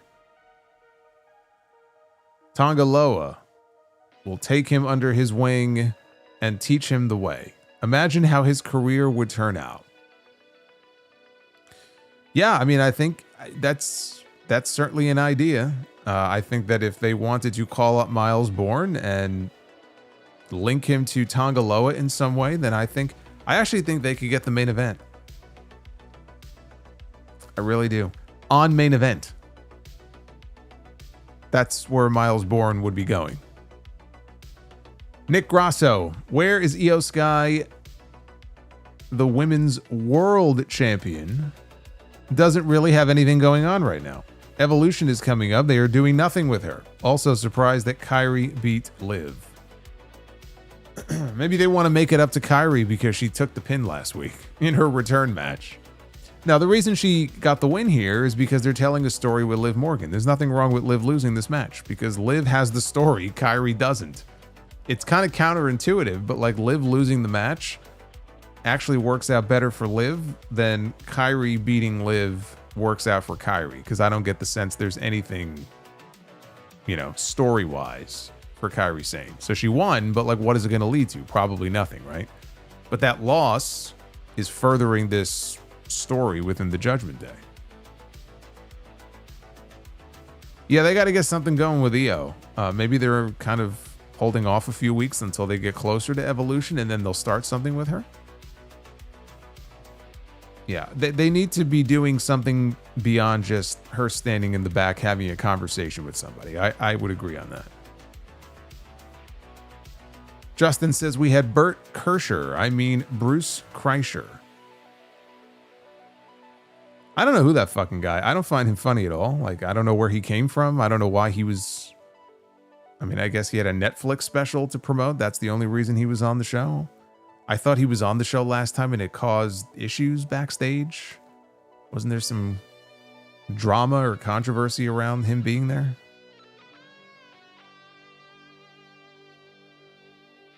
David Thiering, thank you for the 30. Good to hear from David. Happy Memorial Day to all. Hope everybody is recovering from the long AEW show last night. Dude, I'm still fucked up from it. I got 4 hours of sleep. I couldn't fall asleep. I had to wake up this morning to do some stuff. It's the thing I hate the most about those shows. It just completely fucks me up the entire next day. Fucking hate it. Great work as always on episode 914 of The Sound Off. I, like you, am hoping Mike Santana wins the TNA title from Trick Williams. I laid it all out on The Sound Off even before Battleground happened yesterday. I said Trick Williams is going to beat Joe Hendry. They're going to go to New York at Slammiversary in July. And the big main event is going to be Mike Santana in his hometown beating Trick to win the TNA World Heavyweight Championship.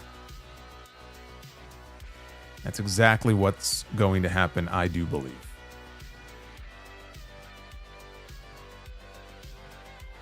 Owen Curtis, it took a year, but the post-WrestleMania 40 glow is gone. I don't care about any angles going on right now. Wake me up when Rock shows up, counts to 4, and leaves.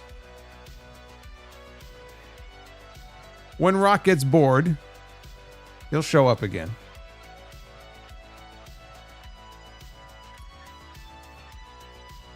MLK, what are your thoughts on the working relationship between WWE and TNA so far, and how much is TNA benefiting from it? I think they're benefiting quite a bit. Apparently, a lot of their live events, ticket sales have been up. This goes back a number of months, too, not even just recently.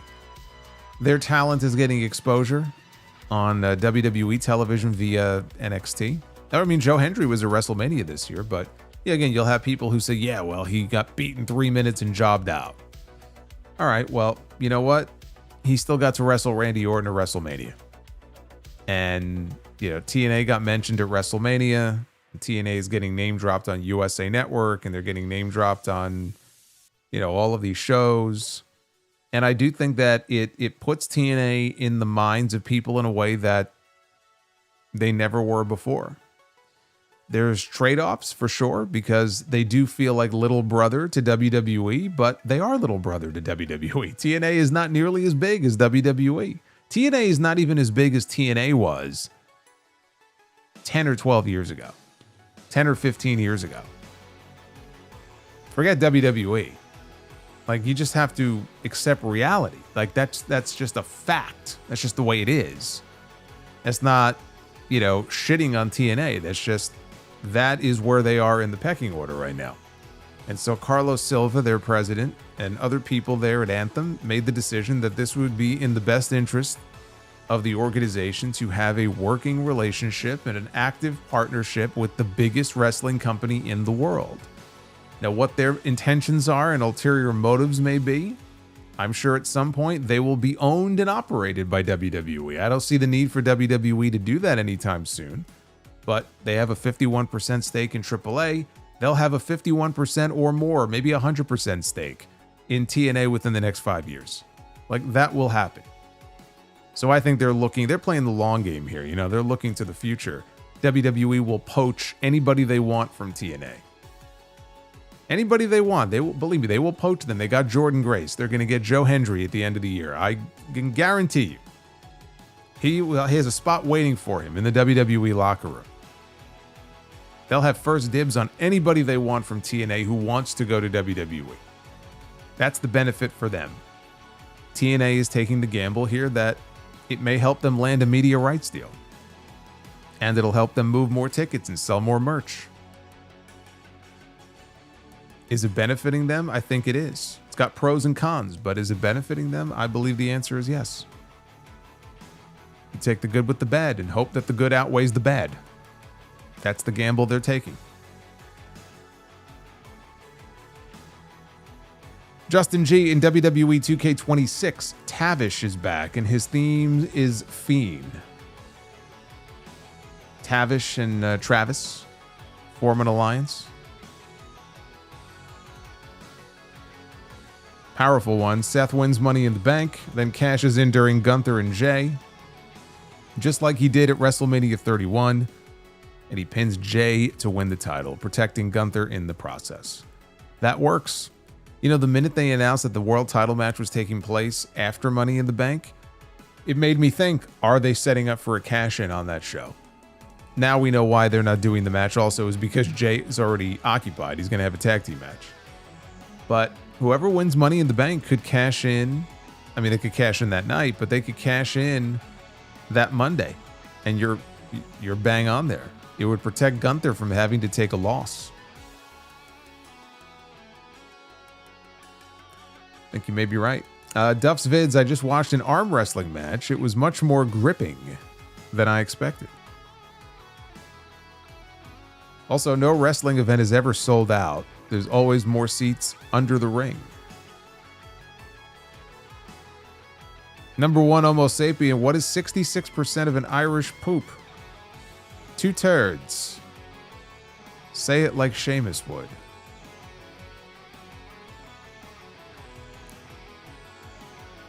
Well, when Sheamus says Irish, he doesn't say Irish. He says Irish. Irish. I love that accent. I wish I could do a better one. He's Irish. Creflo, what do you get when you cross an accountant with an airplane? A boring 747. Bonus points if you know which Sopranos character told that joke. I don't remember who told that joke, but I do remember who told the joke about Ginny Sack and her 90-pound mole on her ass. I do remember that, and it caused quite a bit of trouble. Quite a bit of problems on the show. Poor Ginny Sack. Terrible Dried Chicken. I just got done watching the 2025 Anarchy in the Arena match. In my opinion, it was insane, but that was the best AEW Anarchy in the Arena match that they've done with the women involved. The women were involved, and they deserve as much credit as anybody. They were out there hanging with everybody else. But I agree, it was the best one they've done so far. Just pure lunacy and insanity for 35 minutes. Dead Waffles, you need to change that. Says he's never seen The Sopranos. You need to clear your schedule and do something to correct that. Havili, with so many classic matches between Undertaker and Mankind, why did we never get The Undertaker against Cactus Jack or Dude Love? Also, the new Shield or Evolution? Evolution. Why didn't we get Undertaker and Dude Love? Who wants to see that? Who wants to see that? Eminem. Thank you for the 25. Bree mode has officially been activated for the first time tonight.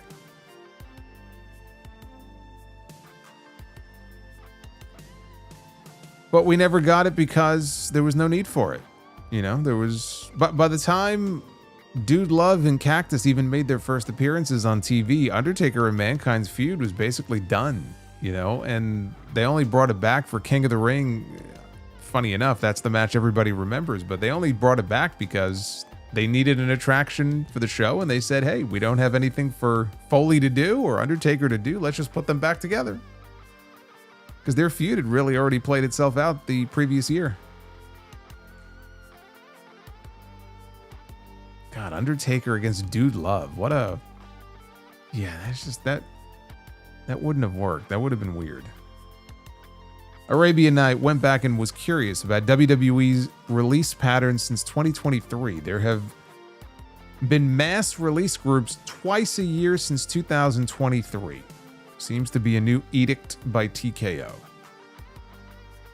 There have been some periods in between, though, where people have been released like individually here and there.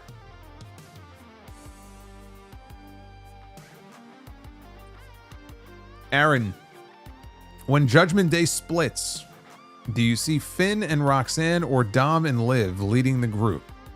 Or do they dissolve entirely? I think they should just dissolve entirely. Like, once this iteration of the group runs its course, like, it's over. Like, the horse is dead. Like, you can only beat it. You can only beat it so many times.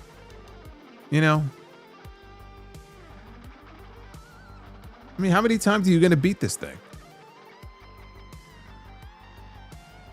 Arabian Night, maybe WWE pulls a Corbin/Sonya on Cross in November.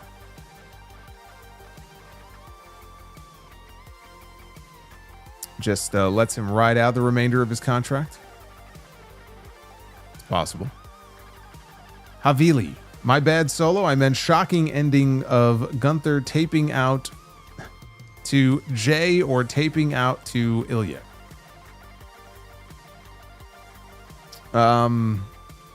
Okay, well, what was the original question? Gunther, man, Gunther tapping out to Ilya, that'd be fine with me. I mean, I'm looking for a proper program between those two on the main roster. So, I mean, to me, that wouldn't be more shocking. The shocking thing would be Gunther tapping out to Jey as quickly as he did at WrestleMania. Like, as soon as he got him in the sleeper, I feel like Gunther was tapping within 2 seconds. That was a bit strange. We got Heber Hero is with us. The $4.99. Whatever happened to the Broken Skull sessions? I missed them. Any interest in seeing more? Hell yeah. I thought those were great. Austin's a very good interviewer. He actually grew into becoming a very good interviewer. And, you know, they were very laid back, kind of casual interviews, and they would have the screen behind them. So then periodically, whatever they were talking about, they would throw up like pictures, or they would throw up footage of a particular match. But Austin just, you know, he just got better at it the more he did them, and then they just stopped. And I don't know why. I don't know if he just was done, didn't want to do them anymore, or if they just ran out of people to bring in. Yeah, they never did one with him and Rock. You would think Rock would have been an obvious one. So I hope he brings it back at some point.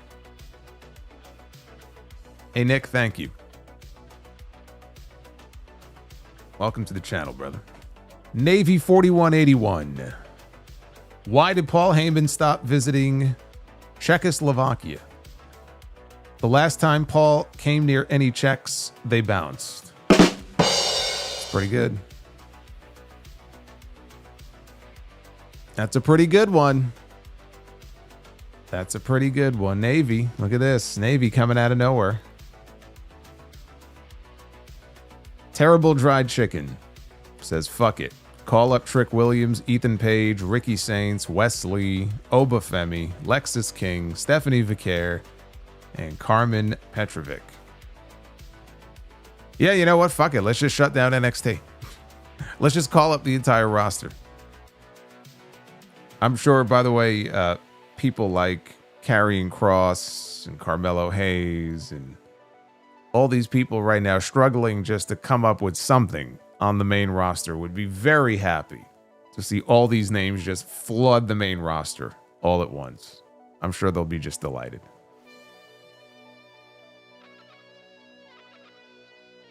Eminem. The party don't stop till Brie walks in. And no, I'm not going to sing Kesha's song. Trick became the third non-TNA wrestler to win the TNA World title. Could he have a better run than Omega and Christian? No, because he's going to lose the championship in 2 months. How good of a run is he really going to have in 2 months? He's not exactly going to be the traveling champion.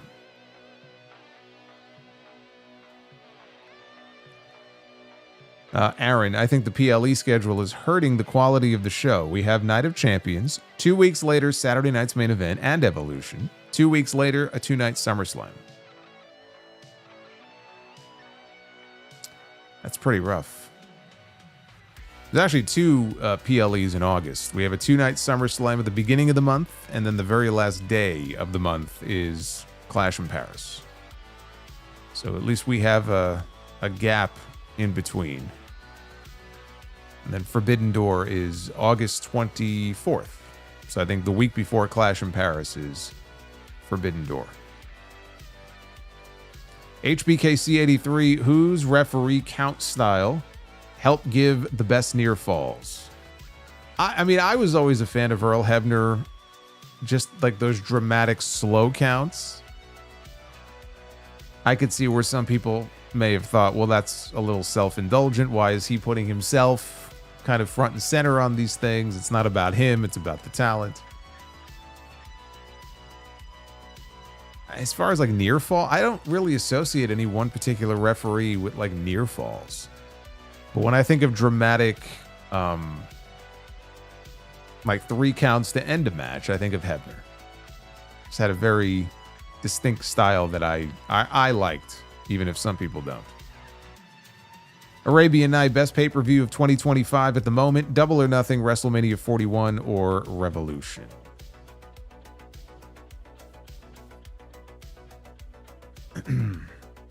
Maybe Revolution. I may go Revolution on that.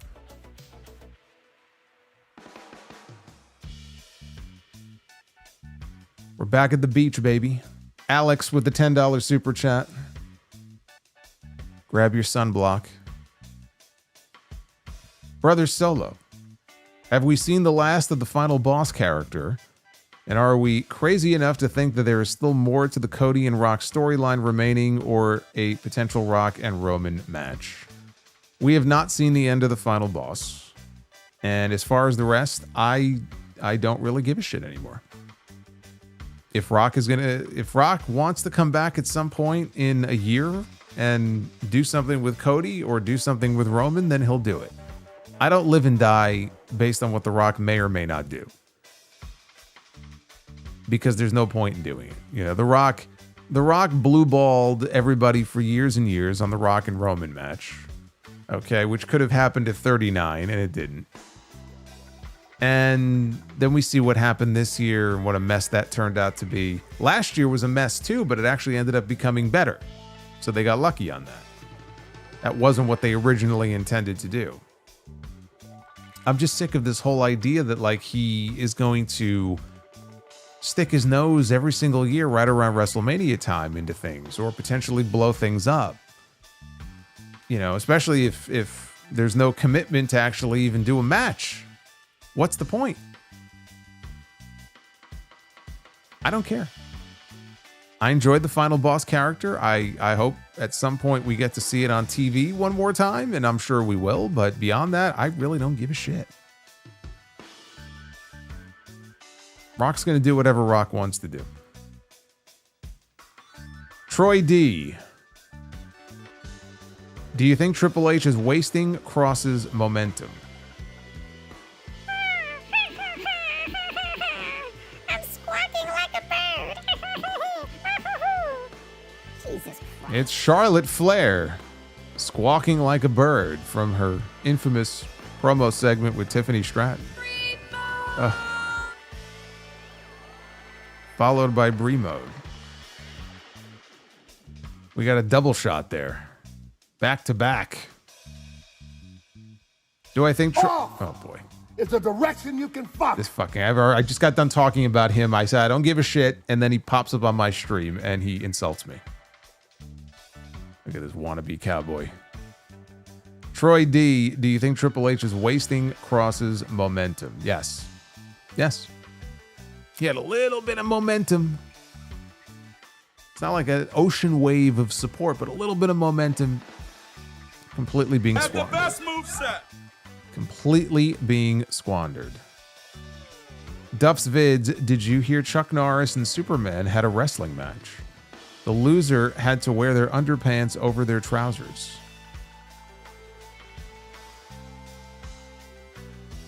I did not hear that. Until just now, because you just told me.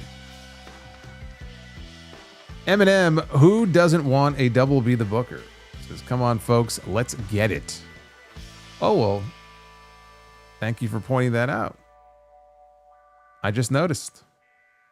Apparently we got it. 10 out of 10. Look at that. How about that? We gotta get a good cheer going here.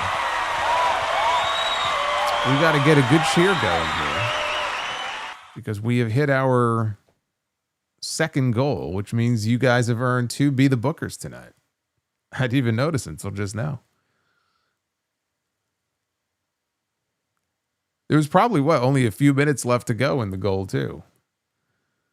Look at that. Look at a little buzzer beater there. Like the Pacers in game 1. Terrible Dry Chicken. Imagine wrestling a 2-hour match. I'm pretty sure that happened. Wasn't Chris Hero in a 2-hour match once at an independent show? Many years ago?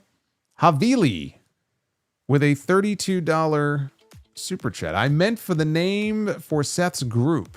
Any chance of getting a blood and guts match between now and All In with Death Riders and Gabe Kidd against the Ops, Swerve, and Hangman?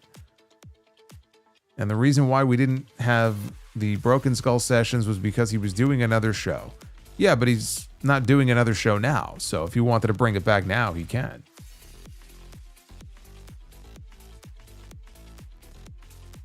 Dead Waffle says we had 70 seconds left in the goal and we hit the goal. Cutting it close, man. Blood and Guts. You know, if they want the Death Riders in there, I feel like they probably should do it before All In, especially if the Death Riders get beat. But having Blood and Guts, like right after Anarchy in the Arena, like, do we really need that? When was Blood and Guts last year? It was late July, right? I could do without it. That's me personally. I could do without it. Alex says, let's get it. Let's get it. I agree. Let's get it. Whatever it is, let's get it. Eminem, it's too bad that WrestleMania 42 will not be in New Orleans. We would have done some shots. I was looking forward to it, man. They got those hand grenades on Bourbon Street. Love me some hand grenades. Creflo, who do you see from NXT getting the Asuka treatment, a la going unbeaten and forfeiting the title due to getting called up? Hopefully nobody. If it was up to me, Asuka would have lost that championship to Ember Moon at that third NXT takeover in Brooklyn.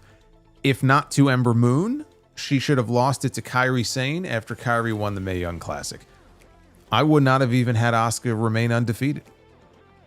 I would have had her settle things in NXT, do the honors, and then go up and start a new streak on the main roster.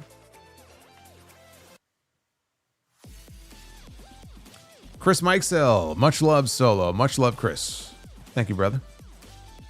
And Havili with another $6 drop.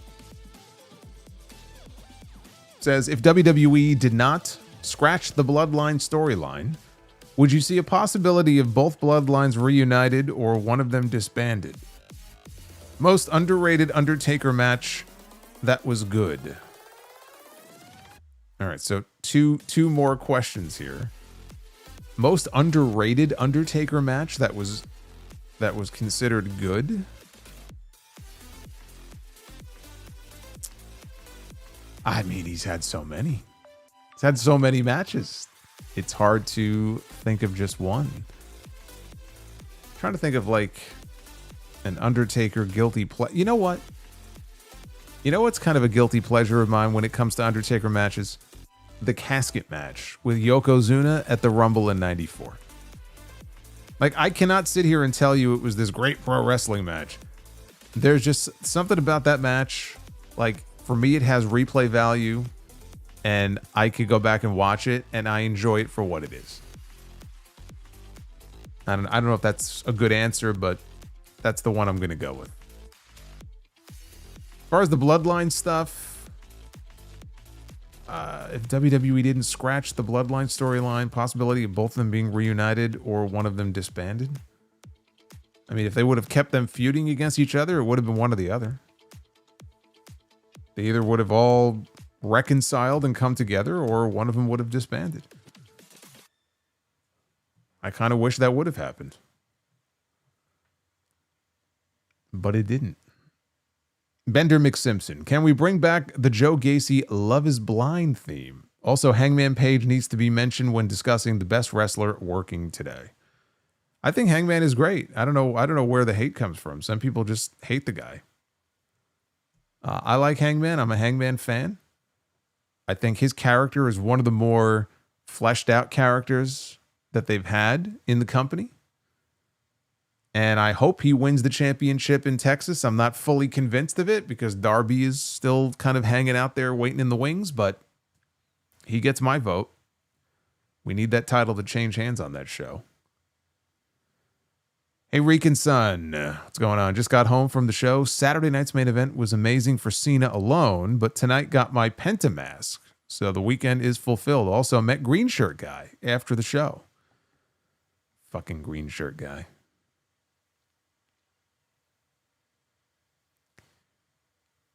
Become like a little celebrity of his own. I need to know what he does. What does he do? What does the man do? Maybe he's a seat filler. I don't know. Luis, 48 months of channel membership, 4 years of being a channel legend. Happy 32nd birthday to Cindy Lopez. Trick Williams just shifted the 12 dimensions of pro wrestling by winning the TNA World Championship. Who's Cindy Lopez? Luis, you got to let me in on this Cindy Lopez person. I have no idea who this is. Anyway, thank you guys for all of the super chats. Thus far, we are 8 likes away from 500, and we hit our secondary goal as well. So without any further ado, we do a little thing on this channel at the end of these streams called Be the Booker. Let's get to it. Ladies and gentlemen, it is now time to be the Booker. Green Shirt Guy is probably an unnamed producer or ring crew guy. And so what? His only job is to just sit in the front row and watch the show? What a fucking great job.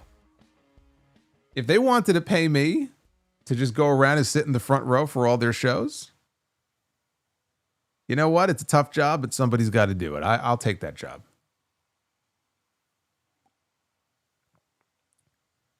Not really big on doing that much travel, but I'd be interested in that job. All right, tag team Be the Booker. This thing is going for a whirl, man. There are just scores of teams here. I have no idea where it's going to land. So let's find out. Matt Hardy and MVP, the former SmackDown Tag Team Champions. We just landed on them a few days ago. They're back. Somebody said Dude Love. We have Stone Cold Steve Austin and Dude Love taking on Matt Hardy and MVP. Thumbs up. Thumbs up. Very good match. I would like to see that match. Oh shit, we're at $4.99. Like it, like it, like it. Women's match, we got Bull Nakano. Bull Nakano, a Joshi legend. Choose 4 women and book a tag team match. We just had a similar stipulation last night during Be the Booker. We have to choose 4 women now. We're starting from scratch. So we got to pick 4 women and book a women's tag. Is this a women's tag team title match? I guess it is. All right, we begin with Sky Blue. Calm down, everybody. I know we have some Sky Blue fans in the chat. Sky Blue. Yeah, we did. Actually, this was the stipulation. It was a different image, but it is the same stipulation that we had last night. Sky Blue and Mercedes Moné are going to be a team here in this match. My computer is learning because I landed on Sky Blue. That's right. Last night we booked Jade and Naomi as a tag team. So we have Sky Blue and Mercedes. They're going to be a tag team. On the other side, we have Rhea Ripley. I know for a fact that we landed on this. Actually, that was the tag match last night, right? It was Rhea and Lita against Jade and Naomi. We just landed on Rhea again. Not that that's a bad thing. Hey, we got Rhea on one side and Mercedes on the other. Rhea Ripley and Mickie James against Mercedes Moné and Sky Blue.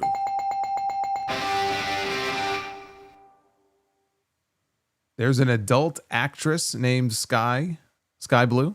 How do you know this? Creflo. Well, anyway, lost in all this is that we just booked a hell of a tag team match. We're on a roll here. All right, main event time. Our first of 2 main events. Man, it makes me think, when we land on some of these matches, it really does. Like, it makes me think, like, holy shit, that would be a fucking terrible match, or wow, that would be a great match. Now I'm upset we never got to see it. Roddy Piper. Look how happy he is. The one title he won in WWE, singles title. He did win a tag title many years later, but the one singles title he won in WWE. See, that was a moment. Because this is something that you never would have expected. And that was also probably Piper physically at his peak. Like when he came back in 92, that was probably the best shape I've ever seen him in.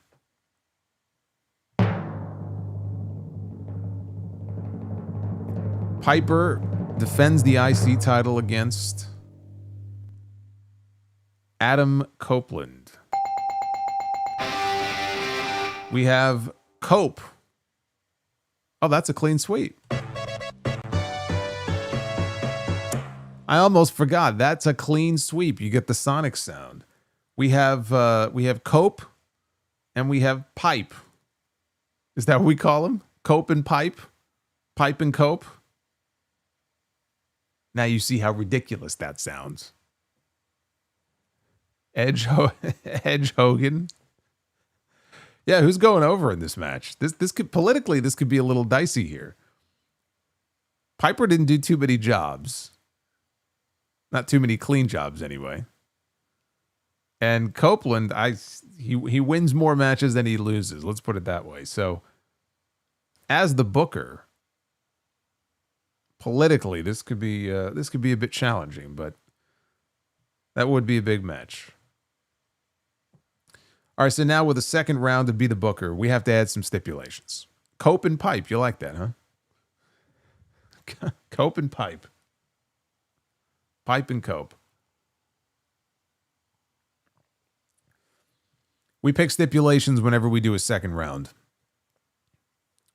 So let's see what our first stipulation is going to be. It is going to be an exploding barbed wire death match. This will be a tag team match that we're going to book here. And it will be an exploding barbed wire death match. Oh my goodness. Oh boy. This is going to get nasty. The Rockers, Shawn Michaels and Marty Jannetty, the pretty boys, are going to get all carved up in the barbed wire. And it will be against who? The Miz and R-Truth. Awesome Truth against the Rockers in a barbed wire death match. Piper is Brett's cousin. Is that correct? I believe so. I believe there was a family relation there, maybe by marriage, I think.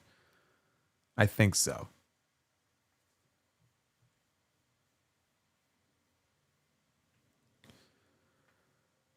Okay, we need a stipulation for our... Miz ruined it. We need a stipulation for our women's match. Should be a bell? No, it should not. We have a barbed... What is with the barbed wire? My God. What is going on? But Be the Booker is sadistic tonight, man. I have never seen Be the Booker be this bloodthirsty before. What is going on here? We go from a barbed wire exploding death match to a barbed wire steel cage match. And it's going to be a women's match, no less. This is going to get very bloody. Man, Be the Booker is it's feeling some kind of way tonight. I'm not liking this. Blood, yeah, it wants blood and guts. All right, we have Emma. Remember Emma? We have Emma in a barbed wire steel cage match. Sabu is booking from Beyond the Grave. Corny is not watching it. We have Emma and we have Jazz.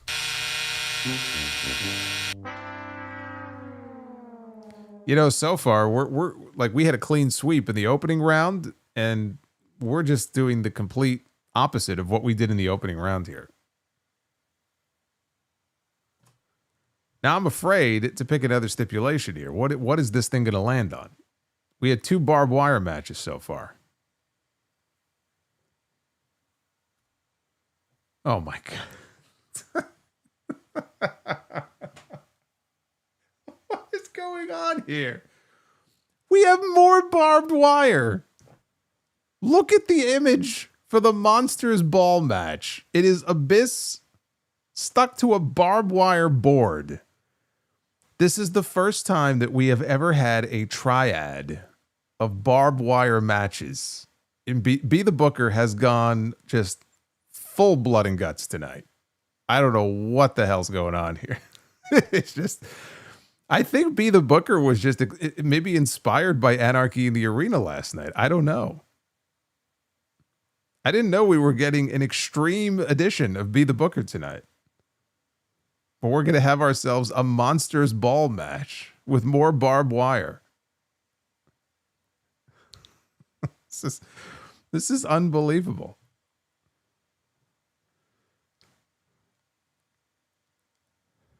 Solo getting extreme. Yeah, we've turned into an outlaw promotion here. Tommaso Ciampa is in the main event. I don't know about this. Tommaso Ciampa in a Monsters Ball match.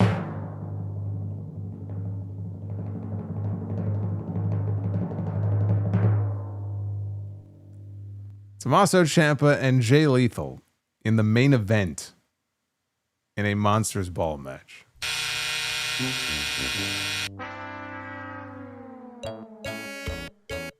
Oh, man. We had a sweep, but it was the wrong kind of sweep. Oh, man. We had two clean sweeps. Two very different types of clean sweeps tonight. I was hoping that wouldn't happen. I don't know. I'm afraid now going forward to do Be the Booker. I mean, the way this thing got so bloodthirsty tonight, I was not expecting that.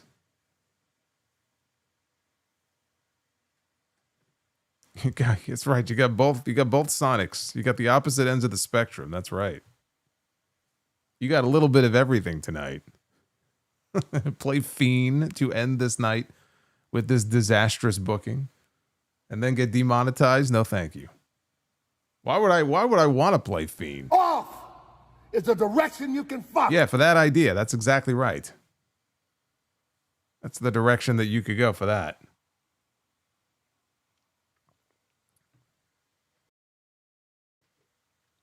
All right, we got some final super chats here. Terrible Dried Chicken. Let me tell you how John Cena can get more heat, brother. He tells the New Jersey crowd that The Sopranos is the worst television show and Jersey Shore is better. So he needs to go out there and get cheap heat, as if this heel turn hasn't been underwhelming enough. Now we need him to go get cheap heat from the crowd. Why doesn't he just insult the sports teams while he's at it? Low-hanging fruit.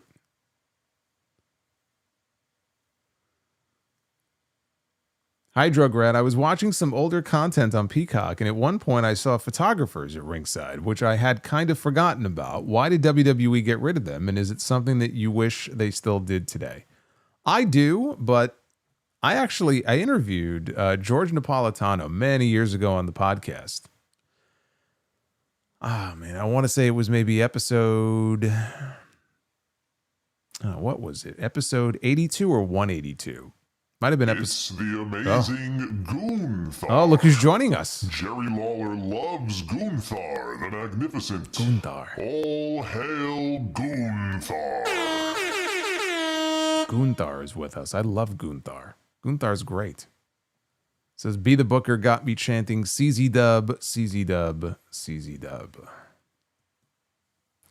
But I interviewed George Napolitano, who, I mean, he's been, working in the business now for decades.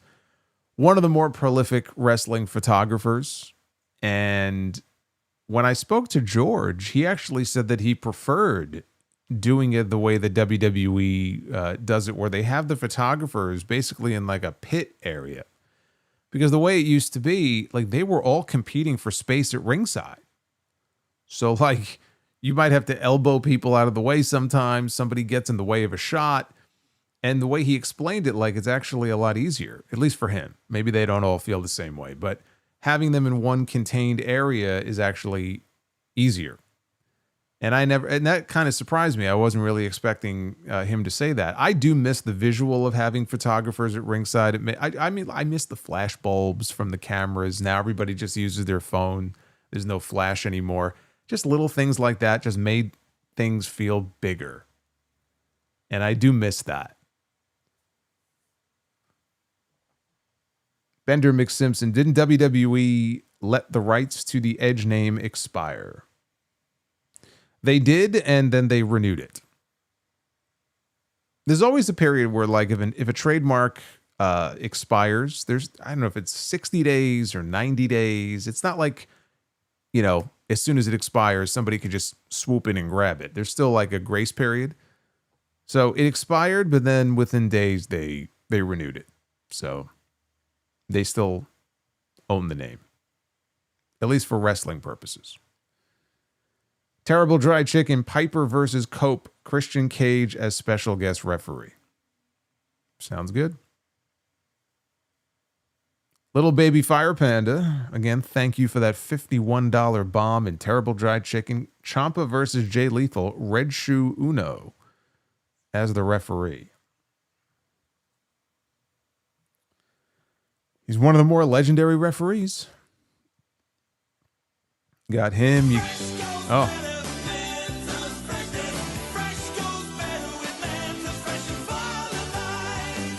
Mentos, the fresh maker. There you go. I got my Mentos right here. It's always on hand just in case I need it.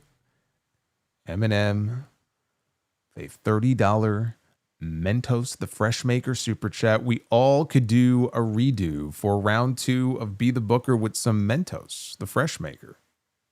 And if we can't get Mentos as a sponsor, we always have ExpressVPN or the Wallet Company. I believe you're referring to the Ridge, which I haven't worked with the Ridge in many years, although maybe one day I will.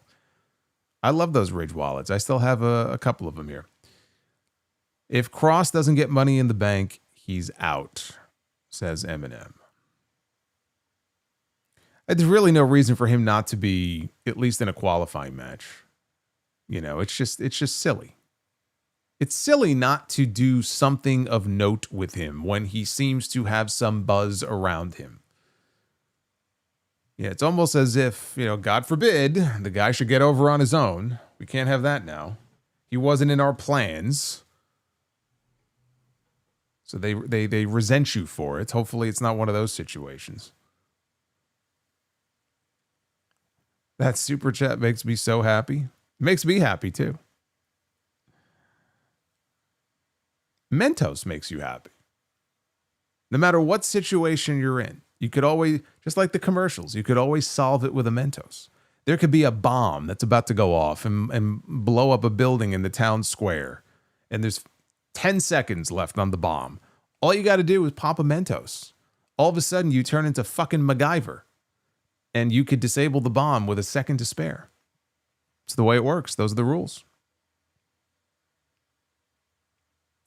I'll be back with you here live on this channel on Wednesday night, the post Double or Nothing edition of AEW Dynamite. We will be live after that, and we will be live after SmackDown on Friday night, which is, of course, the night where we are getting more Money in the Bank qualifiers, at least on the women's side. I will be live over on JD's channel tomorrow for Tuesday Night Titans. That'll be episode 90. What are we up to? 96 or 97? I don't know. We've done so many. We're getting very close to 100. I think it might be 97 this week, but don't quote me on that. But that's where I'll be tomorrow night. So a lot of content coming up here and elsewhere. Thank you, as always, for the support. You guys are awesome. Please go back and check out episode 914 of the Sound Off from this past Sunday. A lot of good stuff on there. We hit number 2 in the top 10 wrestling podcast charts for all wrestling podcasts in the U.S. on Apple Podcasts. It was Cornette number 1, the Jim Cornette Experience number 1, Solomonster Sounds Off number 2.